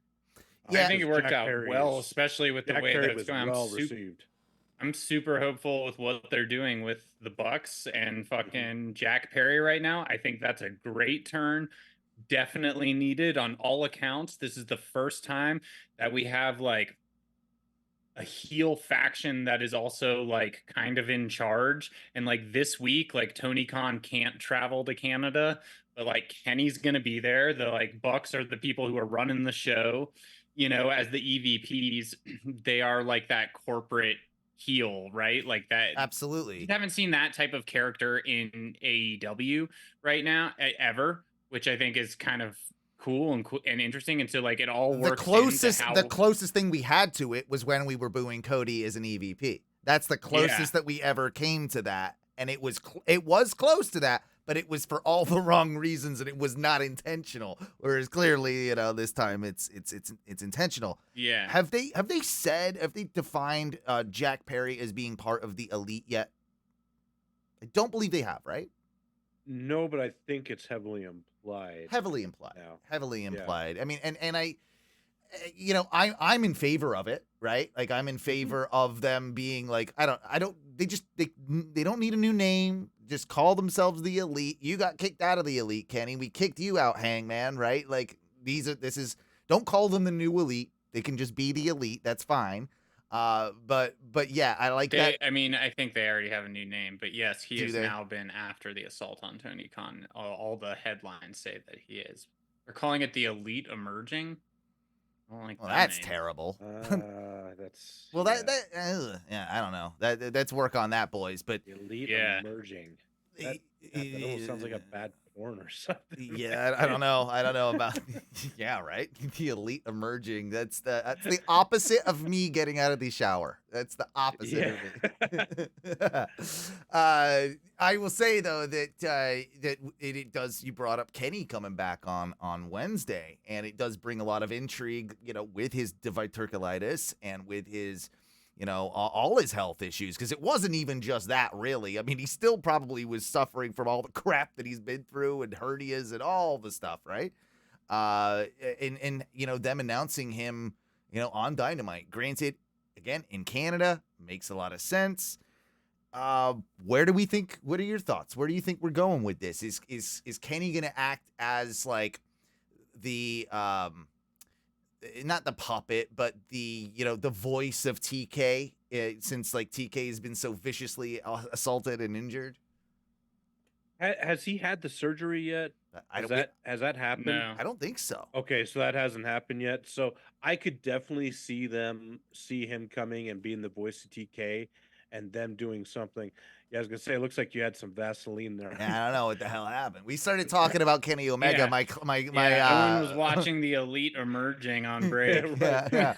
My camera's all fuzzy. Sorry. But having been a diverticulitis sufferer myself, like I saw that he was coming back, and I was thinking, man, I think this is an angle to set up his long exit, which is, I mean, because this is going to be a 6 to 9 month recovery process for him. So.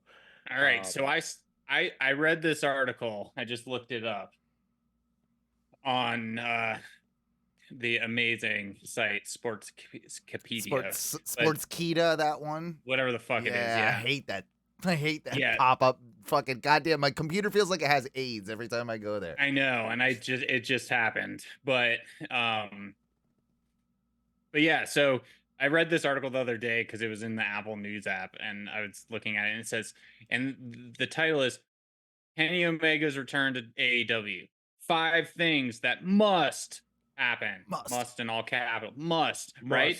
And when I look through it, it's like, well, it could be maybe one of these 5 things, but not all of these are happening at once. Definitely not. Yeah. Right? Yeah. We know Kenny gathered all the belts, but like he can't be in all. We can't view all multiverses at once, right? True. So I'll run through the 5. Please get your thoughts. All right, let's do this. I love this. I love this. Number 5, side with Tony Khan. Highly probable. Probably will happen. He did get kicked out of the Elite. He is still an EVP. People are gonna want to cheer him. Now this is interesting because, like, Tony Khan, like, used to be de facto face. I don't know that Tony Khan's de facto face anymore, even though he did just get, like, TK drivered by, a heel, like, group and all that. But Kenny Omega aligning with TK would also help TK to be sort of a face still, right? Dude, yes. And I just figured it out as you were talking about this. What they're going to do is Kenny's going to come back. He's going to join up with Tony Khan. And then we'll bring back Kota Ibushi and do the Golden Elite and Tony Khan versus the Young Bucks and Jack Perry for an AEW on a pole match. Love it. Yeah, that's good. That's good. Unfortunately, Kota Ibushi will, like, I don't know what he's going to do in the ring, because every time I've seen him in the last 6 months, it's been atrocious. Kenny can probably, Kenny would put on a better performance with diverticulitis or whatever, how you ever say it, than Kota Ibushi cares to ever do at the moment. But all right, number 4, rejoin the Elite. So the opposite of number 5. Don't think that's happening, right? I don't see that. I don't see that, because there's also money in Kenny and Okada down the road as well, and keeping them in 2 different groups or 2, away from each other in, like, that's probably where they're going to go eventually when Kenny comes back, I would assume. Why not relive, like, some of the biggest dream matches and highly acclaimed matches of all time in the world on AEW, AEW programming moving forward. So, yeah, don't see that happening. Don't see that happening. Challenging Will Ospreay. Too soon. I mean, we kind of just did it.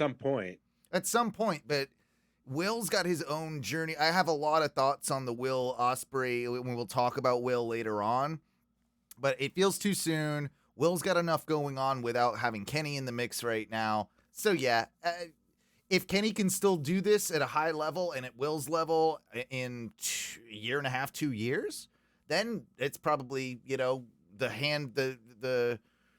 handing of the torch, or however you want to say it, from Kenny to Will officially, like, because they've already kind of done that already. But, even further, I feel like you could probably do that. Yeah.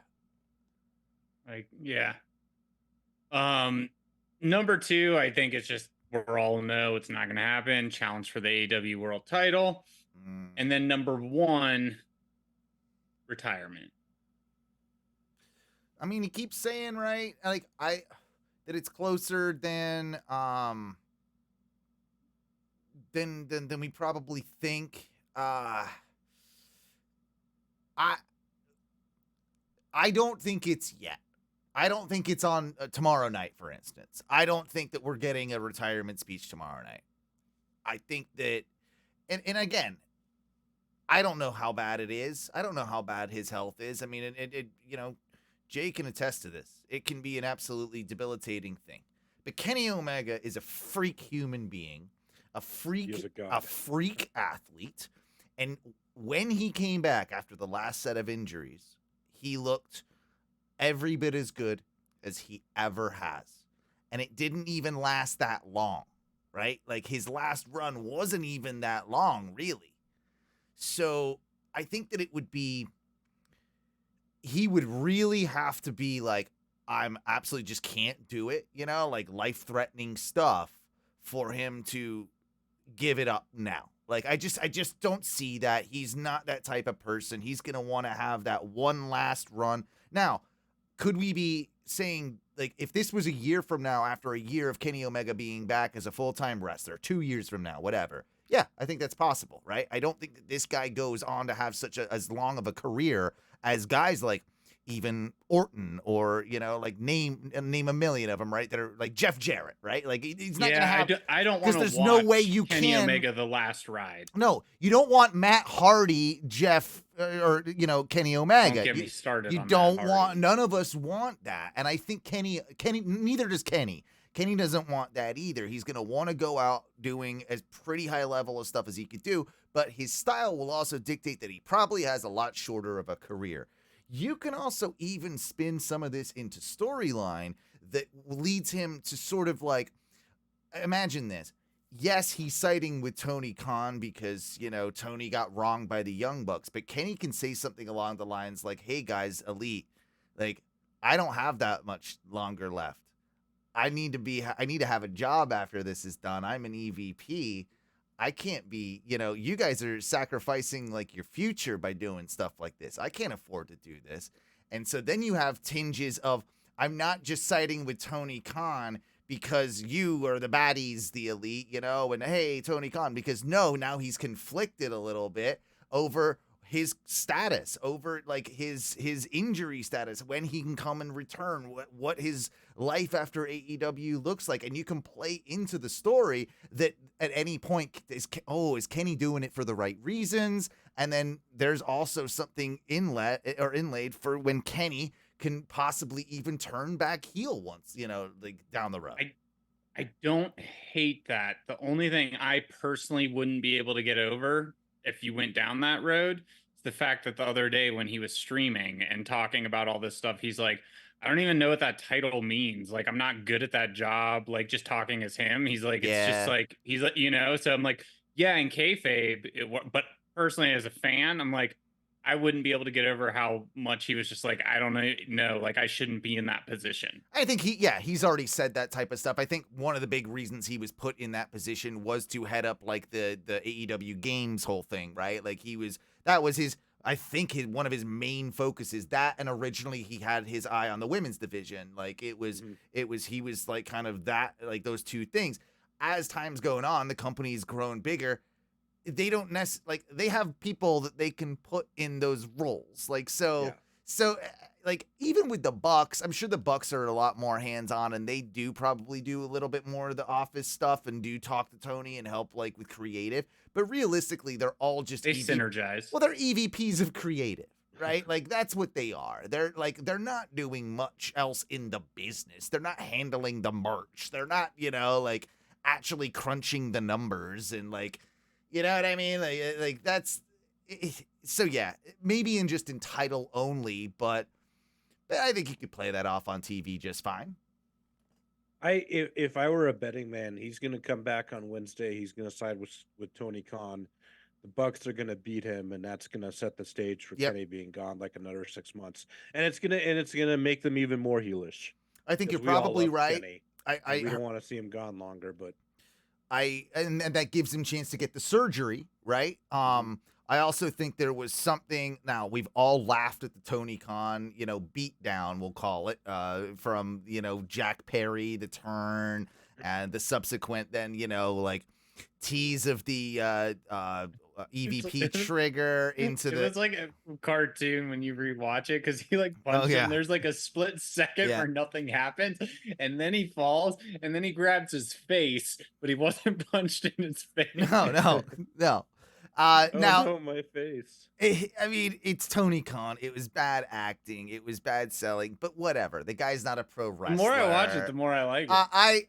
I found great enjoyment out of it. Like, even Cornette, I was listening to him, like a clip of him ranting about it, and even he found a sick perversion and enjoyment out of it, just because it's like, like Tony Khan was getting beaten. Yeah. Well, that, but also just like, usually he would be like, oh my God, he's ruining the industry. Guy can't take a bump, blah, blah, blah. I used to take bumps all the time. But even he kind of gave him some slack on that side of things. One thing I'll say is that and the reason I bring it up specifically is I do think there's something to be said with the gut punch from Jack Perry to Tony Khan. What if Jack Perry is the guy to do the gut punch, diverticulitis, on Kenny Omega? He got rid of CM Punk and Kenny Omega. And see, that they could literally run with that type of thing. Even if you don't like CM Punk, you got rid of Kenny Omega because you probably liked him. If you don't like Kenny Omega, well, then why are you? Well, then why are you? But also, why are you watching AEW at that point? But I guess people. I don't know. A lot of people who claim to not like AEW on the internet. I don't know if you've been on the internet. It lives in their head rent fucking free, and they type about it all the goddamn time. So yeah, I mean that is a way that you could easily have that go. I'm praying that there ain't a retirement thing, because I haven't seen enough Kenny yet. You know what I mean? Yeah, like, I think what we just talked about, what you guys just brought up, is the way to do it, is have him come out, start siding with Tony Khan. I don't think it has to have anything to do with him being an EVP. It's just like, it probably does. I think it's like him being kicked out of the Elite, this, that, and the other. And then I think the Bucks tell Perry to do it, like you said, give more heat on Perry. And this is a good way for him to then go get that surgery. And when he does come back, and when Kenny does come back, and when he does make that final run, maybe he lets Will Ospreay be the one to beat him. I think there's something there. I also think that this would be a way to reintroduce Hangman. Now, I know he might be going through some. He might be going through some actual legitimate family stuff. I don't know if that's real, if that's worked, whatever that's been. I happen to believe it's kind of a work, just because I think it's based on his character, and I think they say family stuff a lot with him, and I know he had a kid and stuff like that, but they've said family stuff when he's gone away. So either there's something like consistent within the family that's not great, which would be horrible, yeah, right? Or they can kind of use it as a little bit of a case. Well, with the anxious millennial cowboy and his drinking problem and all that stuff. Basically, it's in the way I read it, when they say family problem, like he's out with family issues. It's like a drunk calling into work. You know, it's like, oh, something came up, family emergency, right? Can't come in today, right? Like it's stuff like that. And then let's merge the really angry badass Hangman with the drunk Hangman. With a drunk Hangman, and fucking bring him back. But also, he could be the guy in the meantime while Kenny's out to sort of like, he could avenge Kenny, right? Like he could be. Yeah, I'll watch him and Jack Perry. Yeah, exactly. And drunk mean Hangman versus Jack Perry. Give me that. Yes, book it. And it makes sense, because they did end up leaving on good terms, and they both got kicked out of the Elite. So there is reason for. Did Hangman fully get kicked out, or did he just get put, like, he's out for that one promo from the Bucks was basically they were both kicked out. Yeah, they said Kenny hasn't been showing up to work. And I don't remember I forget what it was, but like, something going on with Hangman. And then there was a line about diverticulitis sounding made up, and that was great. No, I was right. They didn't fucking fire him. They suspended him from the Elite for knocking out the rest. They suspended him. They did not. They fucking kicked Kenny out, but they suspended Hangman. But I don't see Hangman joining this version of the Elite either, though, right? Like, it does bring back a way to, like, even if he's suspended, he can come back and be like, no, fuck you guys. You guys are being dickheads while slurry and, like, angry and shit. And then can, like, maybe not slurry, but, like, he's on the edge. If he has one more sip, he might get a little slurry, but he's, like, angry and like that. It's all kicked in right now. He's at an 11. Yeah, he's Gumption Junction right now. He's Gumption Junction is what he is. 100%. So, like, okay, that's like on the good side of AEW. Things that are going very well, I think, right? The Elite story and program, and I mean, you didn't talk about the best thing in AEW right now, Mercedes Moné. Okay, well, that was one of the next things I wanted to bring up. I have to watch that bitch do her little bit money thing, dance thing. That's all she fucking. It is so stupid. Yeah, CEO, which is all just chants. I'm trying to do the thing with my back that she does, but it hurts. I was there in Boston at the show. Right, you were at. I forgot about that. And the place went really wild, and it was actually a pretty filled out TD Arena. The place went pretty wild. I think they were, for what they were trying to do, it was smart that they put the chant in when they did, but I don't need to hear it every time she fucking comes out. Like, that's stupid. That needs to be real and organic. What is she the CEO of? Because, like, if Tony Khan is the president and CEO, what is she the CEO of? That's that's it. Like, what is the King of the Ring the king of? I mean... I guess it's the same. It's the same thing, but I agree. It's kind of dumb, and I hate the title, and I'm just not into Sasha Banks or it's Mercedes. weird. I mean, I kind of wish she'd go back to WWE. Fucking done anything. And I know She she's not belongs cleared, back but in like, WWE. if you were Like, just doing that for the pop in Boston, it wasn't worth the pop in Boston. No. I think I don't Because know. everyone there knew she was coming. We all knew weeks in Yeah. advance. Tony Khan kept talking about it. And I will say that is fucking Tony Khan's not his biggest, one of his biggest problems. He has many, but one of my biggest beefs with him is that he fucking is like a kid on Christmas, or like what Yeah. I used to do when I would get excited getting my parents or brothers or sisters a gift, and I couldn't like hold it in, and eventually like told open it them now. what I got him Play with it now. right Play before with it as they're now. opening it, right? Yeah. Like it's just like Tony Khan does that.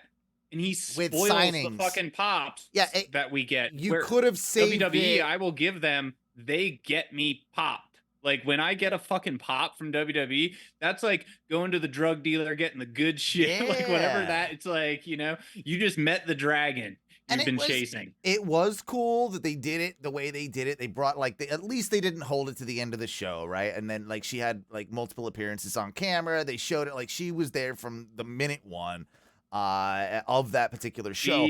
But Look at these Okada dollars. Okada dollars. Oh, those are badass. I got so many. You From gotta, when he was you there gotta. in All Boston. right, you're gonna have to give me some of them. CEO. I did. I actually got them because a couple of them have different things on them, and I got enough to give for you and Jay. Oh yeah. I like to Nice. collect those. Yeah. Thank you, man. I got a couple of the I Young know. Bucks. I got We the got Young some Bucks, Bucks ones. So well, my homie and I went up to one of the production guys afterwards because there was a stack of them that he had like gathered. And I was like, "Can I have some of these?" He's like, "Yeah." And then he like gave my buddy, like, "Do you want like the production set list?" Fuck like, yes. Blah, blah, blah, and like gave it to him, which was cool. That's awesome. No, that's Yeah, great. so I got some for you guys. Oh, I love that. That's cool. That's Thank you cool very sell, much.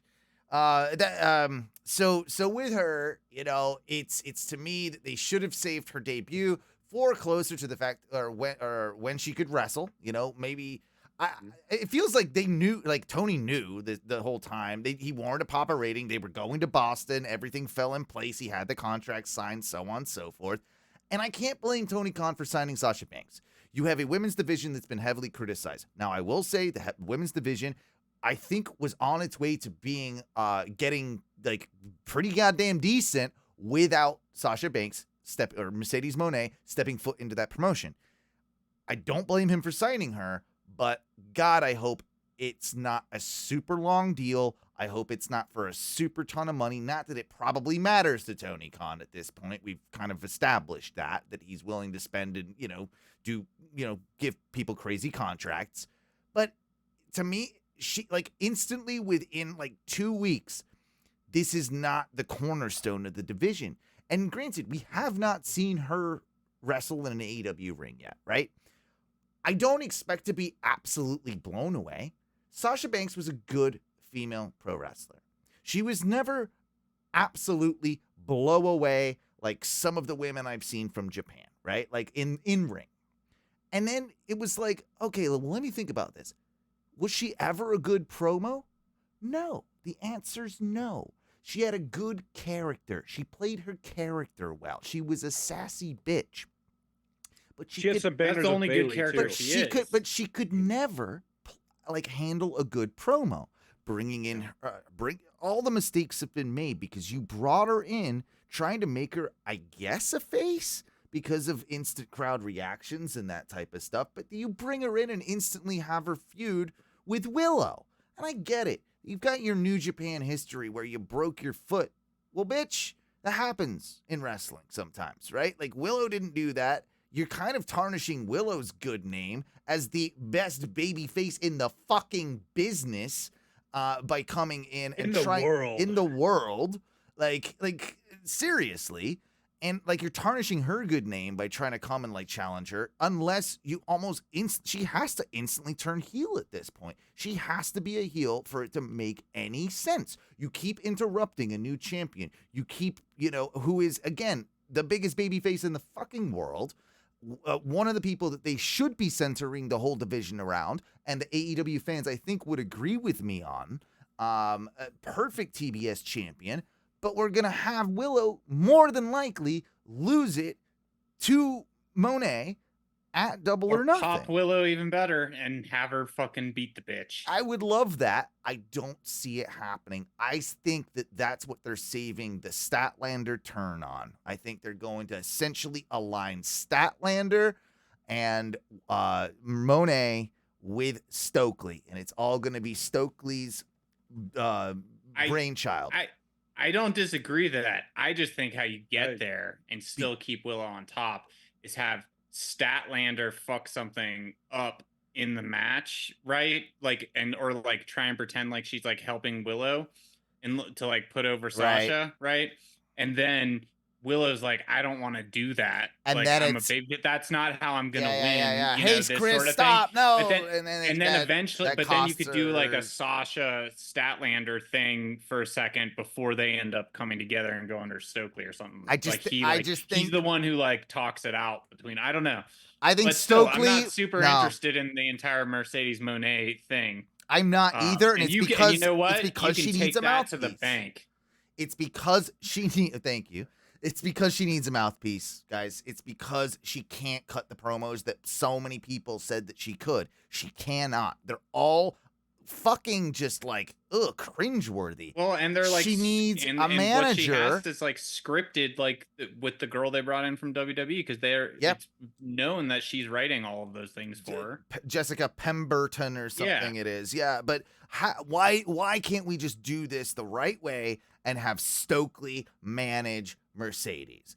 That's what you need to do. Mercedes with him as a mouthpiece, cutting great promos, basically like, yes, he attached his wagon to the bigger star, but he's the guy that can help her maintain that star. Like he knows AEW. I don't know how you sell it, but it's easy. He's the VCO. Sure. Yeah. The VCO, the Vice Co, whatever. Operator. Or... I don't know. Willow, I think is she's not the greatest promo in the world, but because of her character and because how likable she is, she doesn't need to be, right? Like, she doesn't need Stokely. And I don't think she needs Stat. Like, she can be fine on her own. Mercedes needs Stokely. Like, it's to me, it's either her, like, she needs to align with Stokely. Realistically, given her title, she should just be in the fucking Elite. I don't know. I mean, that was a thought that I heard out there at one point, and it's like that would kind of make sense. I don't hate that. I don't either, but I don't see it happening. Has the Elite ever had a female member? Not to my knowledge. I don't think so. Bullet Club maybe, but not the Elite.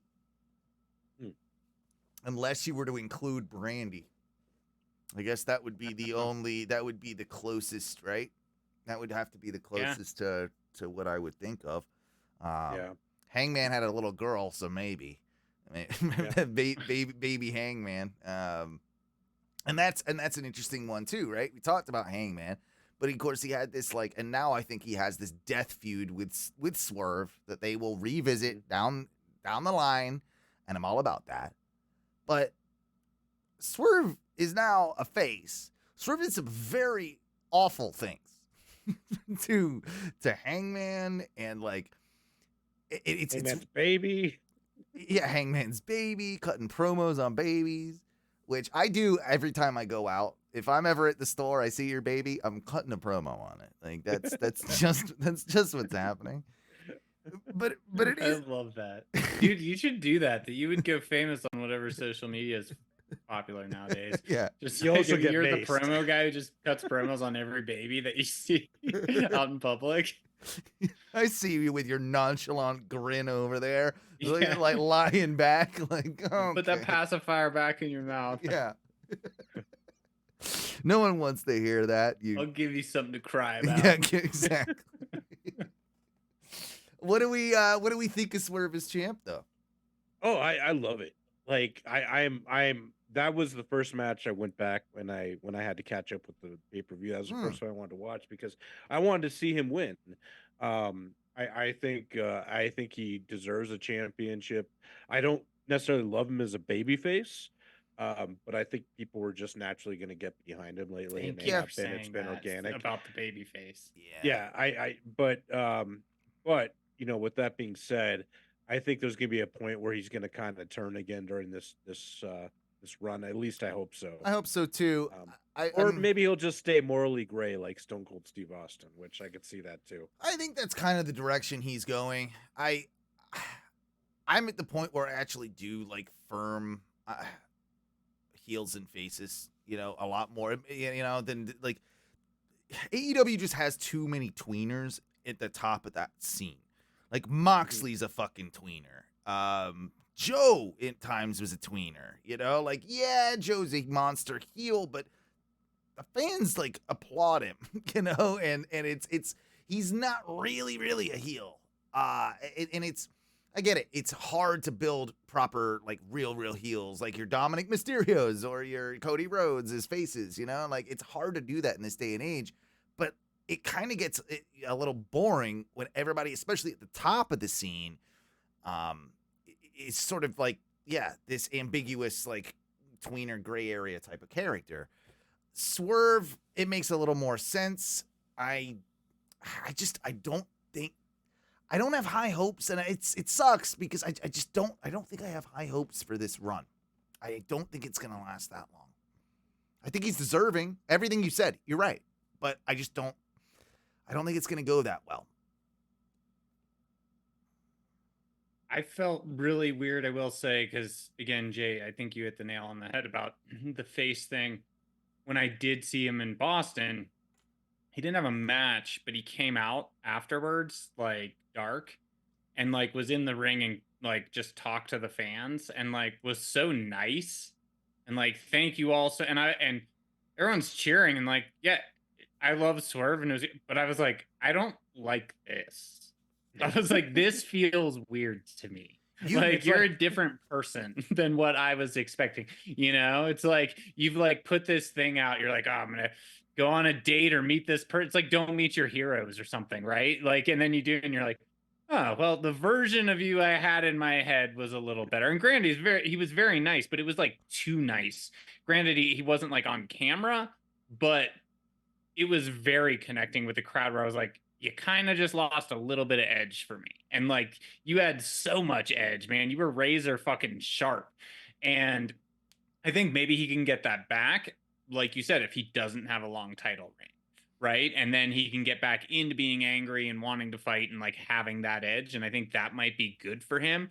I'm super excited for him. I think the match with Claudio was great. I think, who did Daniel Garcia? I just don't think, at least not right now, until I see it on like a pay-per-view or something. Again, I don't believe someone's going to beat him. Like I want to know. I can't see who that person is now. We don't have a proper challenger for him right this second, do we? Like that's that's part of the issue.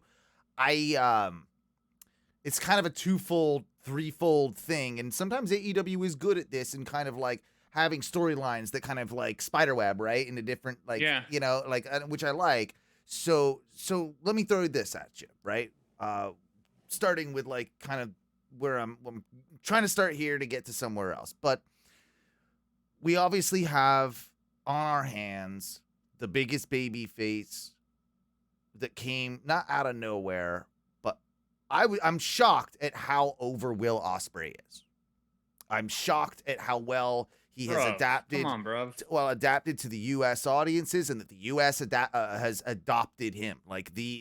Everywhere he's going right now. I just don't think you can deny. I think fucking anytime, like put him on a Wednesday night, a Friday night, a fucking Saturday night, a Sunday night. That dude's gonna fucking bang it out. He's gonna give it his all. And I think personally, I think now everyone has access to see that way more easily than they would have, like having to go online and find something. You know what I'm saying? Even an AEW casual or a WWE and you hear about this dude, and now you can like just turn on TV or record it on your DVR easily, as opposed to having to go do something.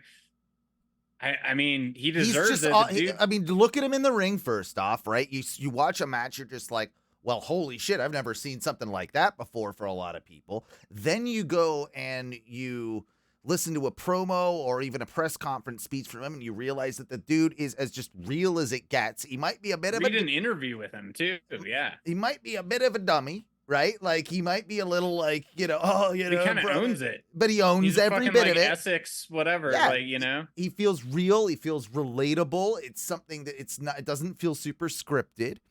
And then on top of that, he looks goddamn mint, like he's not like an unattractive dude for the females either. Like he's got all of the bits and pieces. From a respect level, dude is not only putting in the work with those types of matches, he's flying back to be with his wife and kid every week. And there might be a week here and there, he says, where he might go like the full weekend and into the next week. So it's like a full week or 9 days or something. But like, if not, he's like showing up and then leaving, flying back. He's across the pond and fucking then flying back every single week almost. Absolutely. Dude is putting in work. So how do you feel about the direction he's being put in right now? Granted, we did just see him beat Danielson in, I've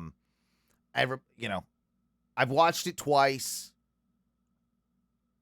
Dave's, star rating of 6.5, it always goes crazy for me in my head. Like, how do you rank anything above 5? It's just 5, but I get it. I think Kenny Omega said it great on his stream the other day. He said, I don't think you should rate matches, especially if you think they're 5-star matches.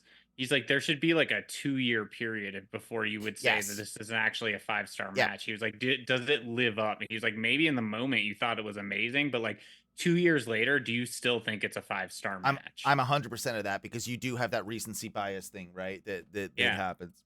But obviously, like, he came off this match and it was phenomenal. Let's just be real. Like, the match was every bit as good of a dream match as we were promised.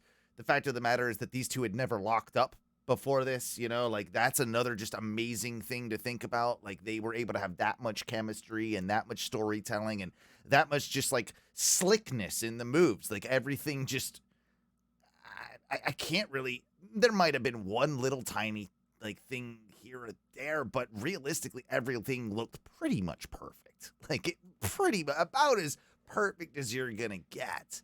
Listen, I'm not going to pick it apart and get nitpicky with that style of match, because I fucking like hurt my back getting out of bed this morning. So and no one really can, right? Because those two are on a level that really no one else is. And probably no one else has ever been quite at that level. Like, these are the two best in the world, probably ever, to do it.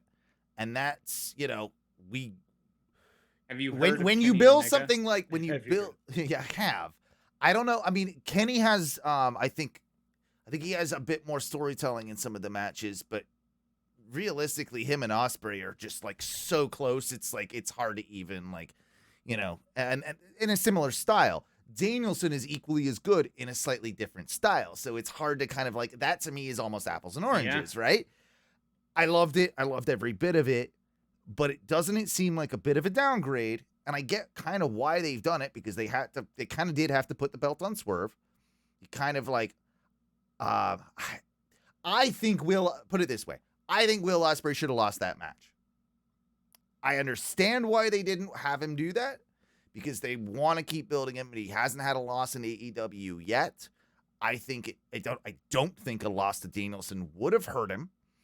And it also would have given him kind of a side quest before going after the world championship, which realistically, after the matches he's had, and now after beating Danielson, the best in the world, shouldn't he be going after the world championship? Instead, they have him now diverted into this program, which... awesome match, by the way. The Casino Royale Gauntlet match, like, I think it was. Yeah, they figured out the Royal Rumble. They figured out a new Royal Rumble, finally. Yeah, like, they fucking AEW did that. They finally did it. Add that to the plus column. We got some negatives, but that's a plus. It was a great concept. It was new. It was fresh. I was a little shaky on the rules, and I think everybody was, including the commentators. Like the whole announce team was a little like, so what? We got a whole fucking we got a group of wrestlers. They're just gonna keep coming until someone wins this. I don't know. So that was that match was fun. But like I also thought them like, well, this is a way for Ospreay to not win a match because he doesn't necessarily have to get pinned. Anybody can win that match to go against Roddy, right? Like, he wouldn't have hurt him in the slightest to have had, something. But I think it makes it look like, well, now he's beat even more people, right? I think him just going after the championship is, you got to let that burn. So, obviously, like, now he's... Like, I think that would ruin the high. Like you're like peaking too quick if you just comes in, you just give him the title. I think you're gonna get 2 more matches with Danielson. Danielson's gonna win the second one. Then there's gonna be a third one, and he's gonna win. Maybe it's fucking Danielson's retirement match, right? So because you can drag that out as long as you want to or need to. And Danielson says he's in the twilight and like come down of his thing, but like let him win the second one, have a third one with that. He could take that title off Roderick Strong, which I actually think that's actually going to probably be a great match. It will. Not just because Ospreay's, but I think like Roderick Strong's actually going to get a lot out of like losing in that match. But I think it'll be a good match. So you right looking at it, you're not thinking screwy finish that Roddy can like beat Ospreay. You're thinking that they absolutely do strap up Ospreay with the international title. Yeah, I think strap him up with that and Well, I think because that's what's needed, especially with like where that title was. And like how it feels now. Well, like Cassidy had such a great first run with it, and then it got all wonky, like like it meant something, it felt like something, and then now it got wonky, and it's like Ospreay winning it. I think he brings that like kind of prestige and stuff back with it, and then let him have a banger with Orange Cassidy. There's a lot of stuff you could do. I'm just saying, I don't know that it was 100% necessary. I agree that you want to save the Danielson match, the rematch for later down the road. I 100% agree with that. And probably 2 more matches, right? Have Danielson win the next one and so on. That doesn't have to come right away, and it doesn't have to be this summer before a world title program with Ospreay.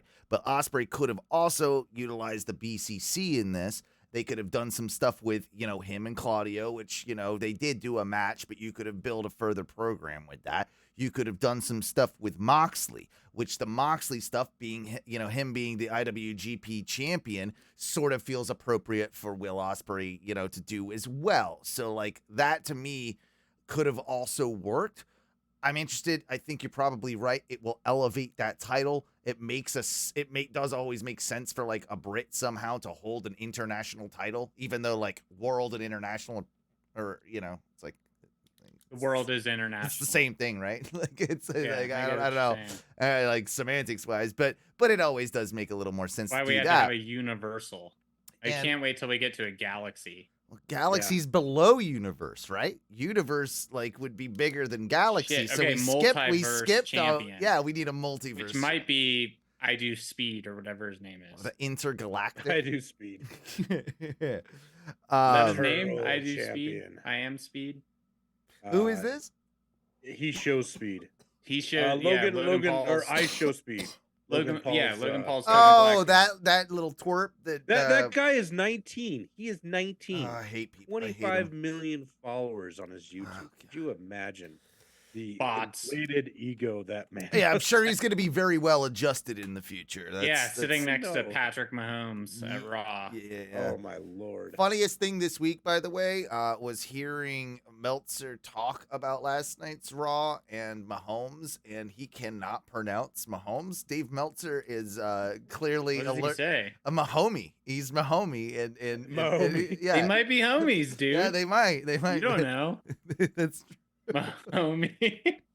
So that's really bad. Yeah, like Dave, come on, man. Like I'm not a football fan. You're a sports writer. Yeah, you're a sports writer. I'm not even a football fan. I know multiple Super Bowls. Yeah, I know who that guy is. Like come on. It was part of the thing. The other amazing thing that AEW has really going on right now is Chris Jericho's learning tree. Let's wait on that. I want to back up a little bit to just finish off kind of my Will Ospreay thoughts. When Swerve won, we all kind of said, well, Will needs to take it from Swerve at All In Wembley, right? That's the logical booking decision. Home time crowd, like big deal with Ospreay winning that championship at All In. And of course, like I think that would be an amazing thing. I also, however, want let's pay attention to, and I do think that's essentially that match is going to happen. I think that is the match for All In, but and based on Swerve's opponents have been almost identical to Ospreay's opponents when he came in. Ospreay had a match with this guy. Swerve had a match with this guy since he's been champion. Blah, blah, blah, blah, blah. Like they've been doing it. It's like 3 of them now, right? Fletcher, Claudio, and someone else, I want to say. Either way, I think that is going to be playing into it down the road. But much in the same way we talked about how WWE is feeling the absence of Roman Reigns right now in the top spot, I think AEW is feeling the same absence without MJF. Mm-hmm. I think MJF is going to, of course, get cheered the moment he shows back up on TV. But MJF needs to be a heel.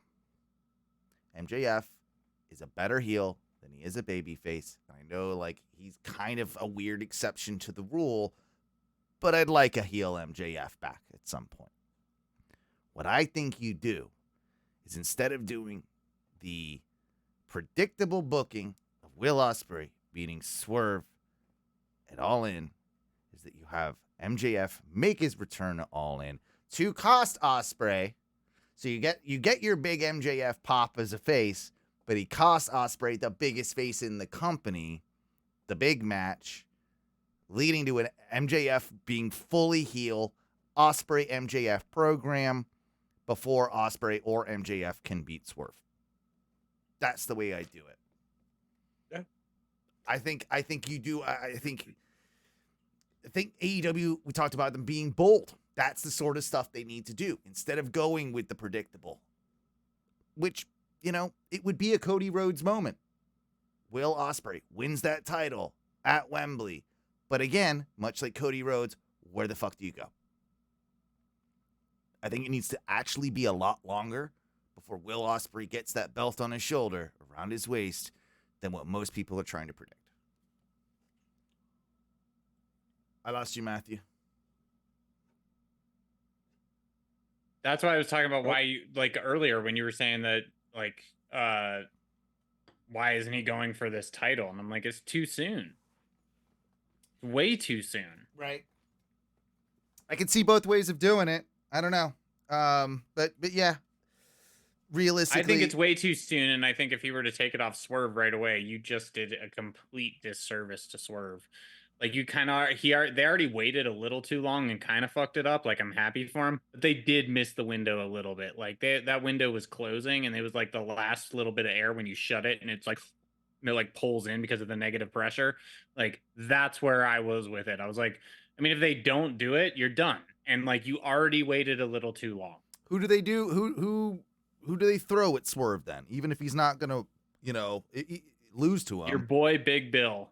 Dude, we're gonna get to him in a second. We're gonna get to him in just a second. Whole third segment on Big Bill. Oh yeah, that's Elite Emerging. I'm actually starting. Yeah, that's my other podcast I'm doing. The Elite Emerging with Big Bill, or about Big Bill. Yeah. Yeah. Is that what you named your dick, Big Bill?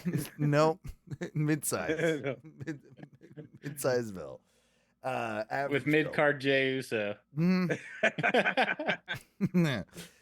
But. Like, seriously, who do we throw at Swerve then? I mean, like, without it being boring, without it being, like, someone that we can actually, like, possibly believe that would take it off. Not Miro. Moxley. But Moxley's the IWGP. I think they'll keep him separate for a while, that's right? True, yeah, with that title. Because they've got Takeshita going up against Moxley, it seems like, for that belt. And I could see Takeshita winning that. That would be a good move for New Japan because he's never been a New Japan guy either. And then, like, that could honestly be a nice, like, weird, like, way around that. Like, that could be kind of cool. But I can't think of really who I need Swerve to be. Like, Returning Miro. Yeah, I mean, No. yeah. He's done. He's washed too nowadays. Yeah, I don't Like think he hasn't had a good run forever. I think we all want him to. It's just not going to happen. We just need to Yeah, I accept know. the reality of the situation. It's just not going to happen. And when he Oh, does, I hope, it's damn it. fucking boring. Yeah, that's true. He has the same match every time. He does the same thing. Like it's just never going to be Rusev Day again, even though every day is Rusev. No, don't tell me that. Yeah. it was sad. That's It just was my sad opinion. that it was sad that Lana filed for divorce on Rusev Day, wasn't it? I mean, of all days. Yeah. Of all days. Yeah, of all days. Damn. You could have Matt Hardy. Okay, no. Okay, here's your angle. Darby Allin get hit by a bus. Who was driving that bus? The man who swerves when he drives. I love it, man. Yes. I don't know how long. I mean, it's an ankle thing, right? For Darby, but Yeah. Darby Swerve, like they've obviously proven they can do it. Darby Swerve, like if it's not Will Ospreay to take it off Swerve, Darby would be a great person to take it off Swerve. Yeah. He would be a perfect person to take it off Swerve. I think they'll get there eventually. Like that's actually not a bad shout. Weird now that of course Swerve is not really a heel, you know. Like so I guess do we need to be looking at heels, right? Like what are we gonna do? Like a Aleister Black program after the Edge thing? Pac, yeah, but Pac just kind of turned face. Like after that Okada match, like he more or less like there was all of the Wardlow. I mean, yeah, I'm looking at the roster. There's not. I don't think there's. It's weird. Like it's weird. Like AEW has an embarrassment of riches, but not an embarrassment of stars. Yeah. Quick note. Do we think it's time for the Acclaim to go away? Yes. Yes. Yeah, they've definitely. I took the Acclaim sticker off my car. I was like, the party is over. The scissoring is done. We scissored a little too long. In many ways, of course, a lot of people were at Dynasty hoping that someone else would go away. That in one, Chris Jericho, and I know you want to talk about the learning tree, Matthew. Griff Garrison.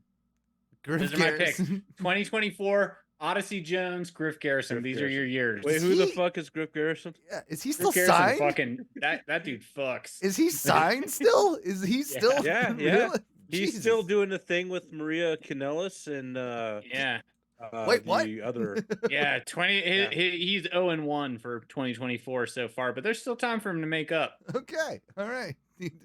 Need to check on my Griff Garrison. Hey, he could start with the learning tree. He could go to work with him. He would be a good one at that stable. He would be. He does look like a young Chris Jericho. He does actually. He kind of does straighten his hair a little bit, but he's more Lionheart than Chris Jericho. Yeah, he is. He is.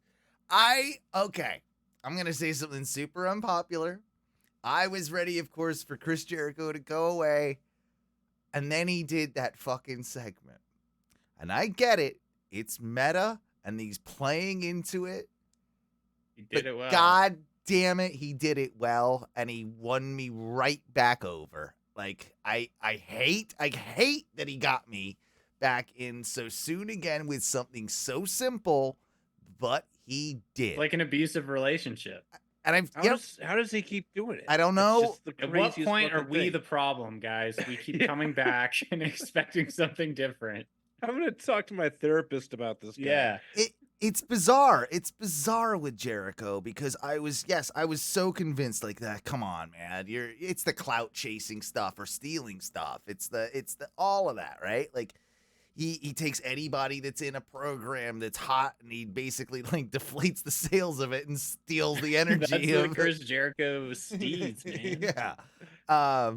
But yeah, I'm kind of already loving it. A lot of people are shitting all over it, and I'm just like, no, this is going to be brilliant. This is going to be Which is better. also, I think, what he wants too. Yeah. Yes, he does. Yes, Like that's the meta part of it. Yes. It's like he's like, you're going to shit on this. Yeah. Yeah. No, I know. Like, and so everything he's doing is working. Like it is. This is not go away heat. I mean, I suppose it was on the night. On the night, that was yeah. That was go away heat. Fozzy sucks. Please retire. All the chants that were coming out.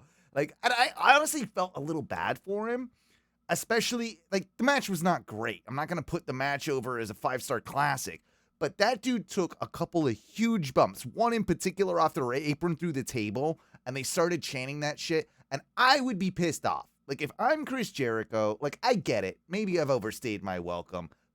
But how much have I done for you guys? How much of, like 6 months ago, you were cheering the hell out of me. You were, less than a year ago, you were singing fucking Fozzy with me. You know what I mean? At Wembley. Like, I've done a ton of, like, I don't know, good shit for you over the years. You're going to basically be that fucking mean to me. Like, after I just got thrown through a table off the apron and in a pretty gnarly ass bump, by the way, I would have been pissed too. But I also think he gets off on that. And like you said, Matthew, like now he's figured it out and he's going meta with it, because now it's like something that if he can't control how the fans to, like him, he's going to do it in a different way. And I think the Big Bill thing's he's going to make them love to hate him. Yep. And I think the Big Bill thing's going to work tremendously.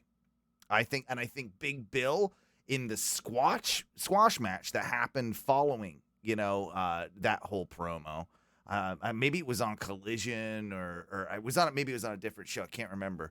All blends together. But Big Bill had a squash match this week where he looked goddamn like immortal, dude. Like the guy looked ridiculous. And I'm all about Big Bill. I'm like all about the intensity. I think give that dude a run. You can, if you want to, and I hate to say it, under the tutelage of the learning tree of Jericho, I feel like you can get Big Bill to an upper mid card, if not main event spot. And it took Big Bill that one promo to convince you. Yeah. Like, that just goes to show you how quickly they can turn somebody, like that. Yep. And that's why I'm never worried about like who's gonna rise to be the cream of the crop, because I feel like sometimes they always give people that chance, and he certainly took the ball. Man, he took the ball and he ran with it. So remember when they tried to do it for him in WWE? There was 1 year, like not even a full year. There was like one pay-per-view cycle where they slotted him in with like 4 other guys. I can't remember the whole scenario now, but they really they gave it a shot, right? He was not in the place that he is now. Like, obviously the guy's gone through a lot of stuff too, but just confidence-wise on the microphone, I remember him not having it at that point. Yep. And that was the night and day to what I'm seeing now. And it's like, no, I'm willing to invest in this. I'm 100% willing to invest. This guy can be an absolute sensation if you give him the chance. Proper booking, don't overscript him. He's just got to back it up in the ring. And I think he can now. Like he doesn't have to have 5-star matches. He can just be an absolute brute. Yeah. Big Bill, I'm all here. You can't teach that. Speaking of big brutes that can't really back it up in the ring, Satnam Singh, that's who goes after the title. Well, let's talk about one. I've been looking at this goddamn roster and Satnam Singh. Jinder gets hired by AEW and Jinder and Singh Swerve should not be listed on the roster anymore. No, he should be retired or unactive or something. I did enjoy the former Black Taurus, the Beast Mortos against Ray Phoenix the other week. I thought they it was great to see Ray Phoenix again, and makes sense that Ray Phoenix would win, but you don't do that to Give me more Mortos. Yeah, I need more of him. Like, fuck that. Like, I want to see him and, like, Roderick Strong. You know what I mean? Like, I want to see him for a mid-card belt because that, like... Remember, I had the idea to put him and Luchasaurus together and call him Torosaurus. Hell yeah. I love that. Torosaurus. Yeah. I Dude, mean, when I watched that Saturday, I did not want to see him because I had just ate 2 grams of mushrooms. Oh, dude, he's and scary. That guy is terrifying. He is. And boy, can he move. Yeah. But man, that is a scary ass looking mask. Like, it is. I don't know how he moves in that thing. Damn. Honestly, a great place for him right now, in my opinion, if they're going to continue with the Ring of Honor thing. Ring of Honor World Champion, that would be a perfect slot if you're going to like for me. Like that's where I would slot him in, especially since you obviously like you did just have him lose to Rey Fenix on his like I think he's been on AEW television before. Maybe no Ring of Honor, not AEW, but like that was just, I think it was his date. Dude, Black Taurus? Yeah. I think he's been on AEW once or twice. Maybe, yeah, but at the same time, like I think he's now full time with the roster and everything. So I might be wrong about that, but I don't know. It just felt like I don't know. Pump him. Pair him with Rio, and that would be good. That'd be good. I'd be into that. She rides him out to the ring. Do you guys ever want to? We talked about this years ago. Do you guys ever want to see Goldberg in AEW? Because apparently, God, fuck no. Because apparently, Goldberg doesn't want to see himself in AEW. Good. And he called AEW cheesy.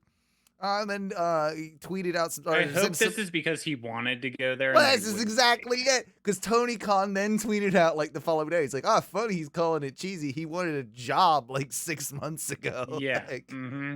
Yeah, exactly. And I believe that 100%. We can probably. Yeah. I remember when his contract status was up, and like we can probably sort of pinpoint where he would have slotted into things.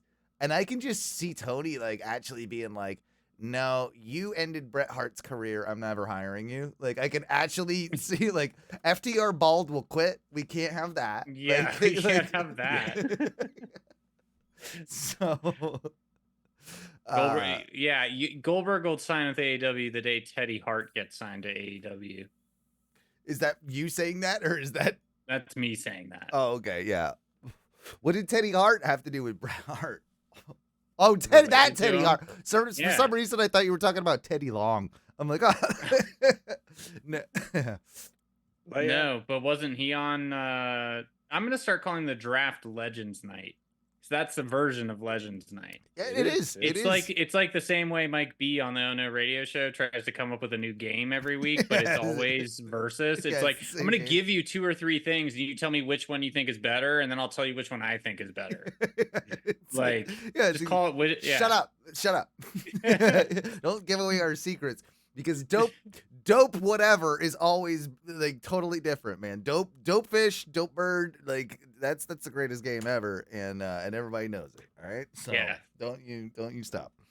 I'm still waiting. I have a folder on my phone in my Safari, dope fish, for when I one day talk to Mikey B about dope fish. I have a slew of them. All right, I can't wait for that. Better than the angler fish. You should call in with a voicemail for that. You should call in. I should. Yeah. We'll do this before we start wrapping things up for the evening here. I did want to just read out the list of AEW superstars that have injuries currently. We have Adam Cole with a broken ankle, Bandito, wrist surgery. He was kind of walking on it the other day. Yeah, I mean, hopefully it does look hopeful that at least he's mobile, right? That he's maybe he could be working. It could be like Punk without the fucking elbow thing, right? Who knows? Yeah. Bandito with wrist surgery, the Blade lower back injury, Darby Allin broken ankle / hit by bus.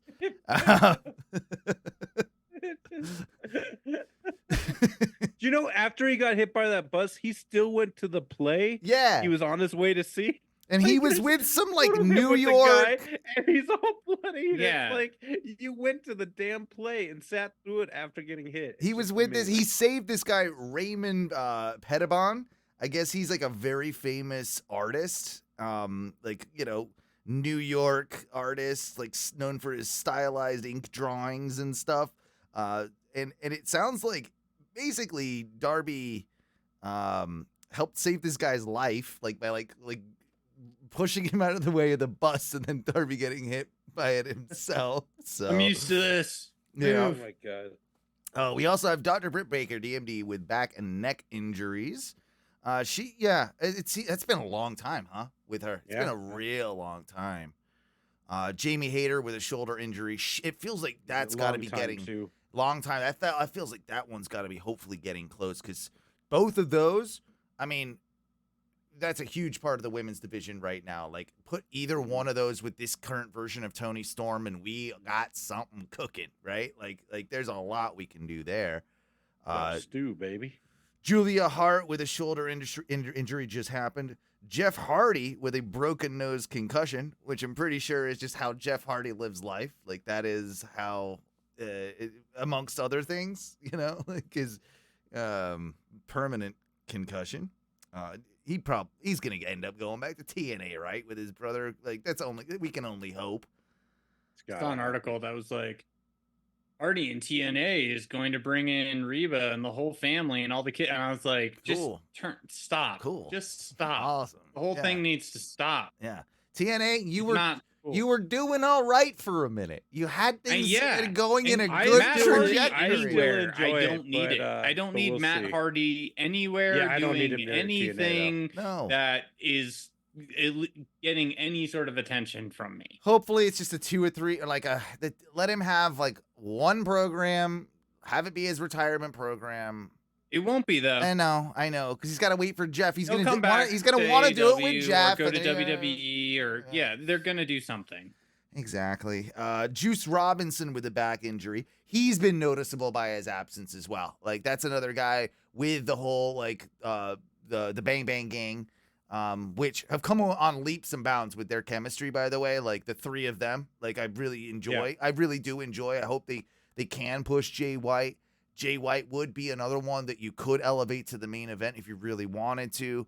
Him and Swerve would work quite well. Like, that might be one of the ones that you can slot in there. But Juice, can't wait to see him back. Keith Lee, undisclosed injury. Always, like, I feel like the best is we've seen the best of Keith Lee. I think it's like Miro.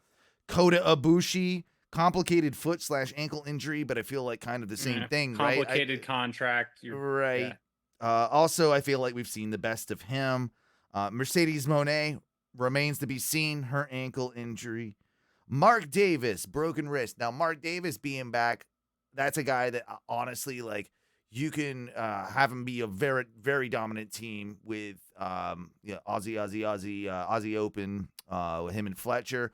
Or both of them can actually survive as single stars. We've kind of even seen that with Fletcher. But Mark Davis is a big motherfucker. And, like I just want to see, like, him and Brody, like, king, Like those two go at it. Like, just, that's meat. Like, he can do meat matches with him.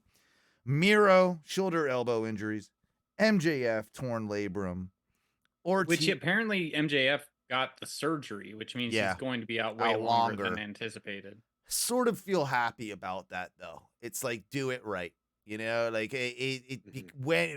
and he's the type of guy to think about it and, like, treat it, intelligently, to where as much as we'll be ready for him to come back, when I said, like, it all in, it'll be so much more rewarding when it's another 6 months from that or whatever. I want him to come back in Sheamus shape.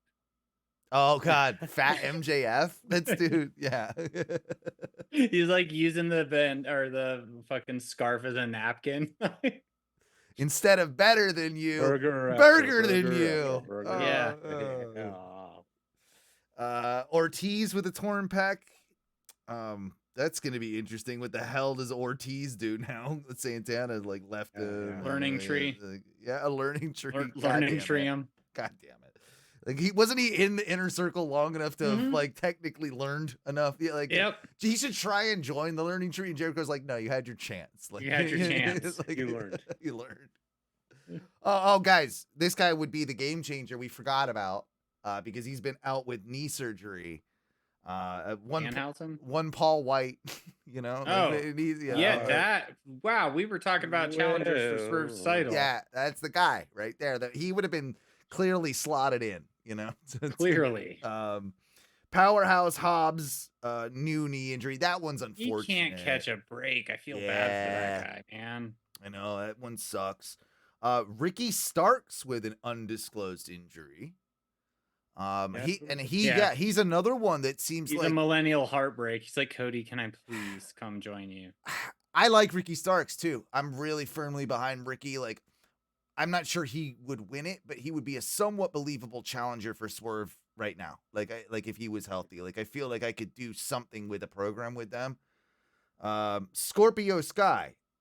I thought he died. Oh, wow. I don't know. Like, didn't like Jesus Christ. Scorpio Sky, undisclosed injury, doesn't want to work. Yeah. Wheeler Yuta is also out with an undisclosed injury. Anytime he's close to being healed, the Blackpool Combat Yeah, Club beat him just down. takes out Kerrigan's knee. Yuka Sakazaki's got a leg injury. I think that's the one that Yuka Sakazaki. Yuka Sakazaki. She looks. Well, you can say it as many times as you want. It's not gonna. She looks like a genie. Sakazaki. She looks like a genie. I love Yuka Sakazaki. Whenever I play Yeah. the AEW Battle Royal, that's my characters. Yeah, I'm not shitting you. That's who I play as. Is Yuka that's hilarious. Sakazaki. That's hilarious. That's about the most time in the ring he gets. She actually. Oh, sure, perfect. That's they used to when they used to announce her. That's how they announced her. She what's his bubba go? Yuka Sakazaki. Yuka Sakazaki. Yuka Sakazaki. See, now I'm messing it up, but yeah. Yeah, she's a good wrestler. Yeah, she's fun. She had that really awkward like fall off the apron the other night, right? Like, and it fucked up her leg. Wasn't it that one? I didn't watch that, so I might have missed it. Yeah, it was kind of yeah, no, I think that's what she got really hurt with that. And then we got Hangman out with a family matter, Drolistico with visa issues. Come on, Drolistico, get that together. Kenny with diverticulitis. Penelope Ford just says personal.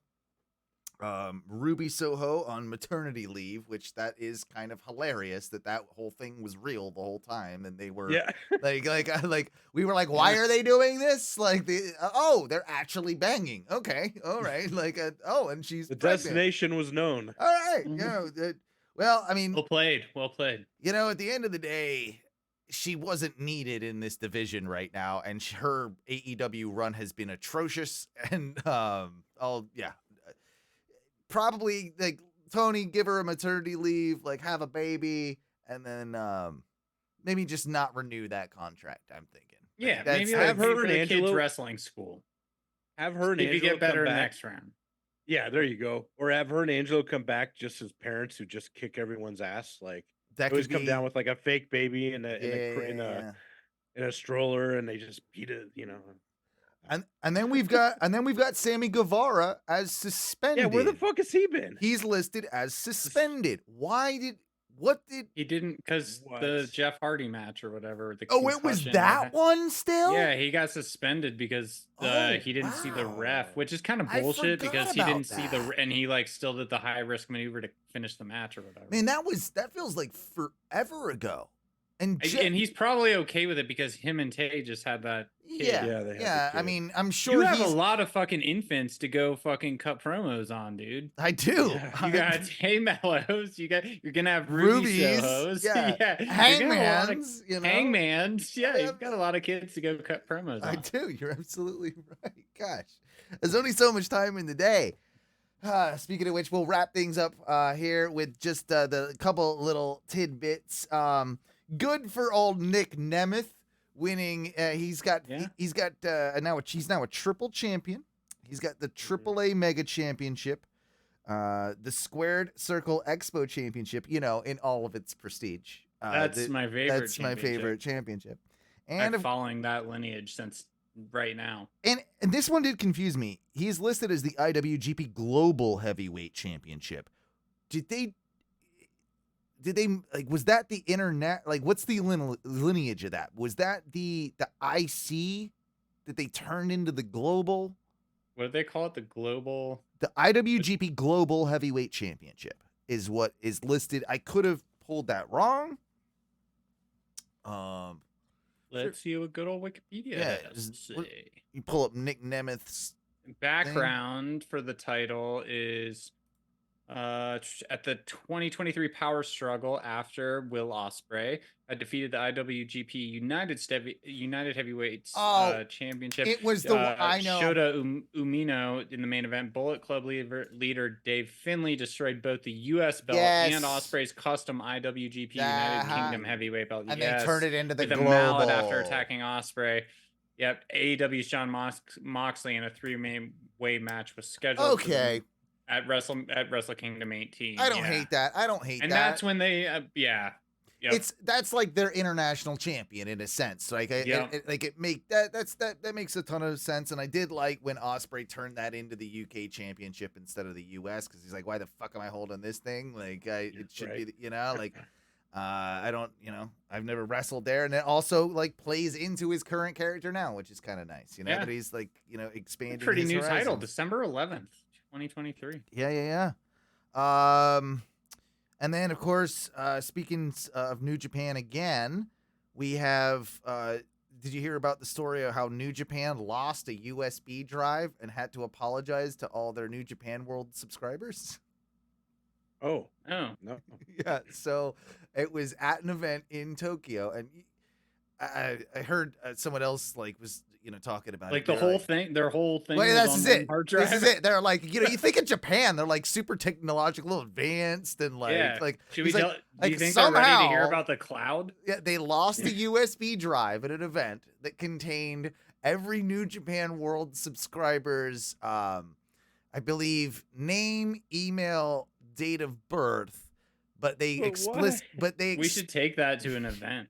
But they did I think they did explicitly say it did not contain credit card info or like address or anything. Yeah, only your mom's maiden name, your social security number. Were they like your childhood best friend in the first street you lived on? Were they like showing it off to a friend to seem cool? Like, look what I got, man. Yeah, and you wonder why New Japan has all these problems, right? Like, it's Jesus Christ. So they can keeping flash drives just rolling around of all this stuff. Oh, please let Jack Perry be the one to have found it. Oh, or the one that stole it. Like, if they actually he steals everyone's have him pretending to hit a vape pen in a promo, and then he just looks and winks, and it's the fucking not a vape pen. It's a USB drive. Oh, that would be so good if they wrote that into storyline. That would be so good, because they did. They sent out an email, I guess, to all people that were affected or whatever, and they had to apologize, and they said it's not it is a security breach, but don't worry, your credit card stuff's fine. But I tend to believe large corporations when they that's cool that they take my information away. Despite when I try to log into anything, I have to answer 8 riddles and get 4 text messages. If I get another double, triple factor, quadruple factor authentication, I might flip the fuck out. And then they're like, oh, and then Experian, the credit company's oh, sorry, we were hacked, you were in a data breach, you're good, maybe change your password if you feel like it. So the last story I want to touch on for the evening, and we'll get out of here, is a real heartwarming tale, that of one Joe Hendry from TNA.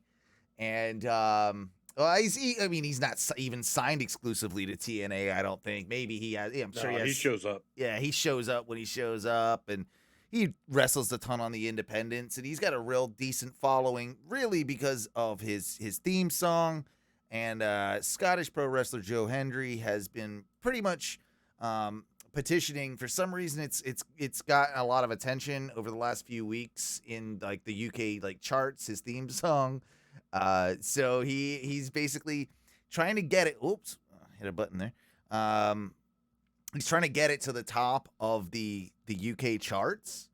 And if he does on iTunes, they'll have to play it on like BBC One on the on like their countdown show, which is like radio is different over there, awesome. Right? Like it's actually kind of a big, like it's a bigger deal. Like, oh my God, he made the top of the charts, and they have to play like the song. And right now it's like him and Taylor Swift that are battling. So that's amazing. So give Joe Hendry a listen. Maybe we should do one. We'll do one live here on the show. We'll do we'll do one live. Let me pull up my and BBC Spotify. Count this as a triple play.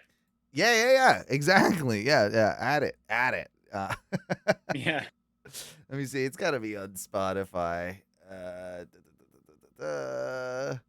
Joe Hendry.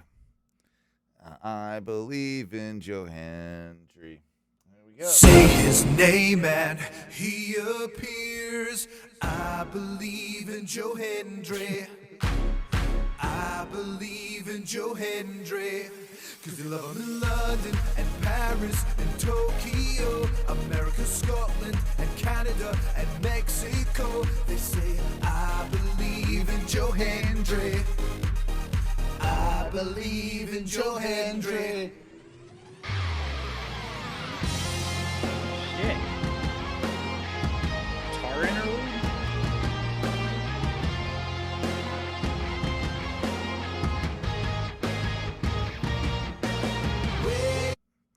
Oh man, that's somehow, I don't know, my thing went weird there, but yeah, that's that song, and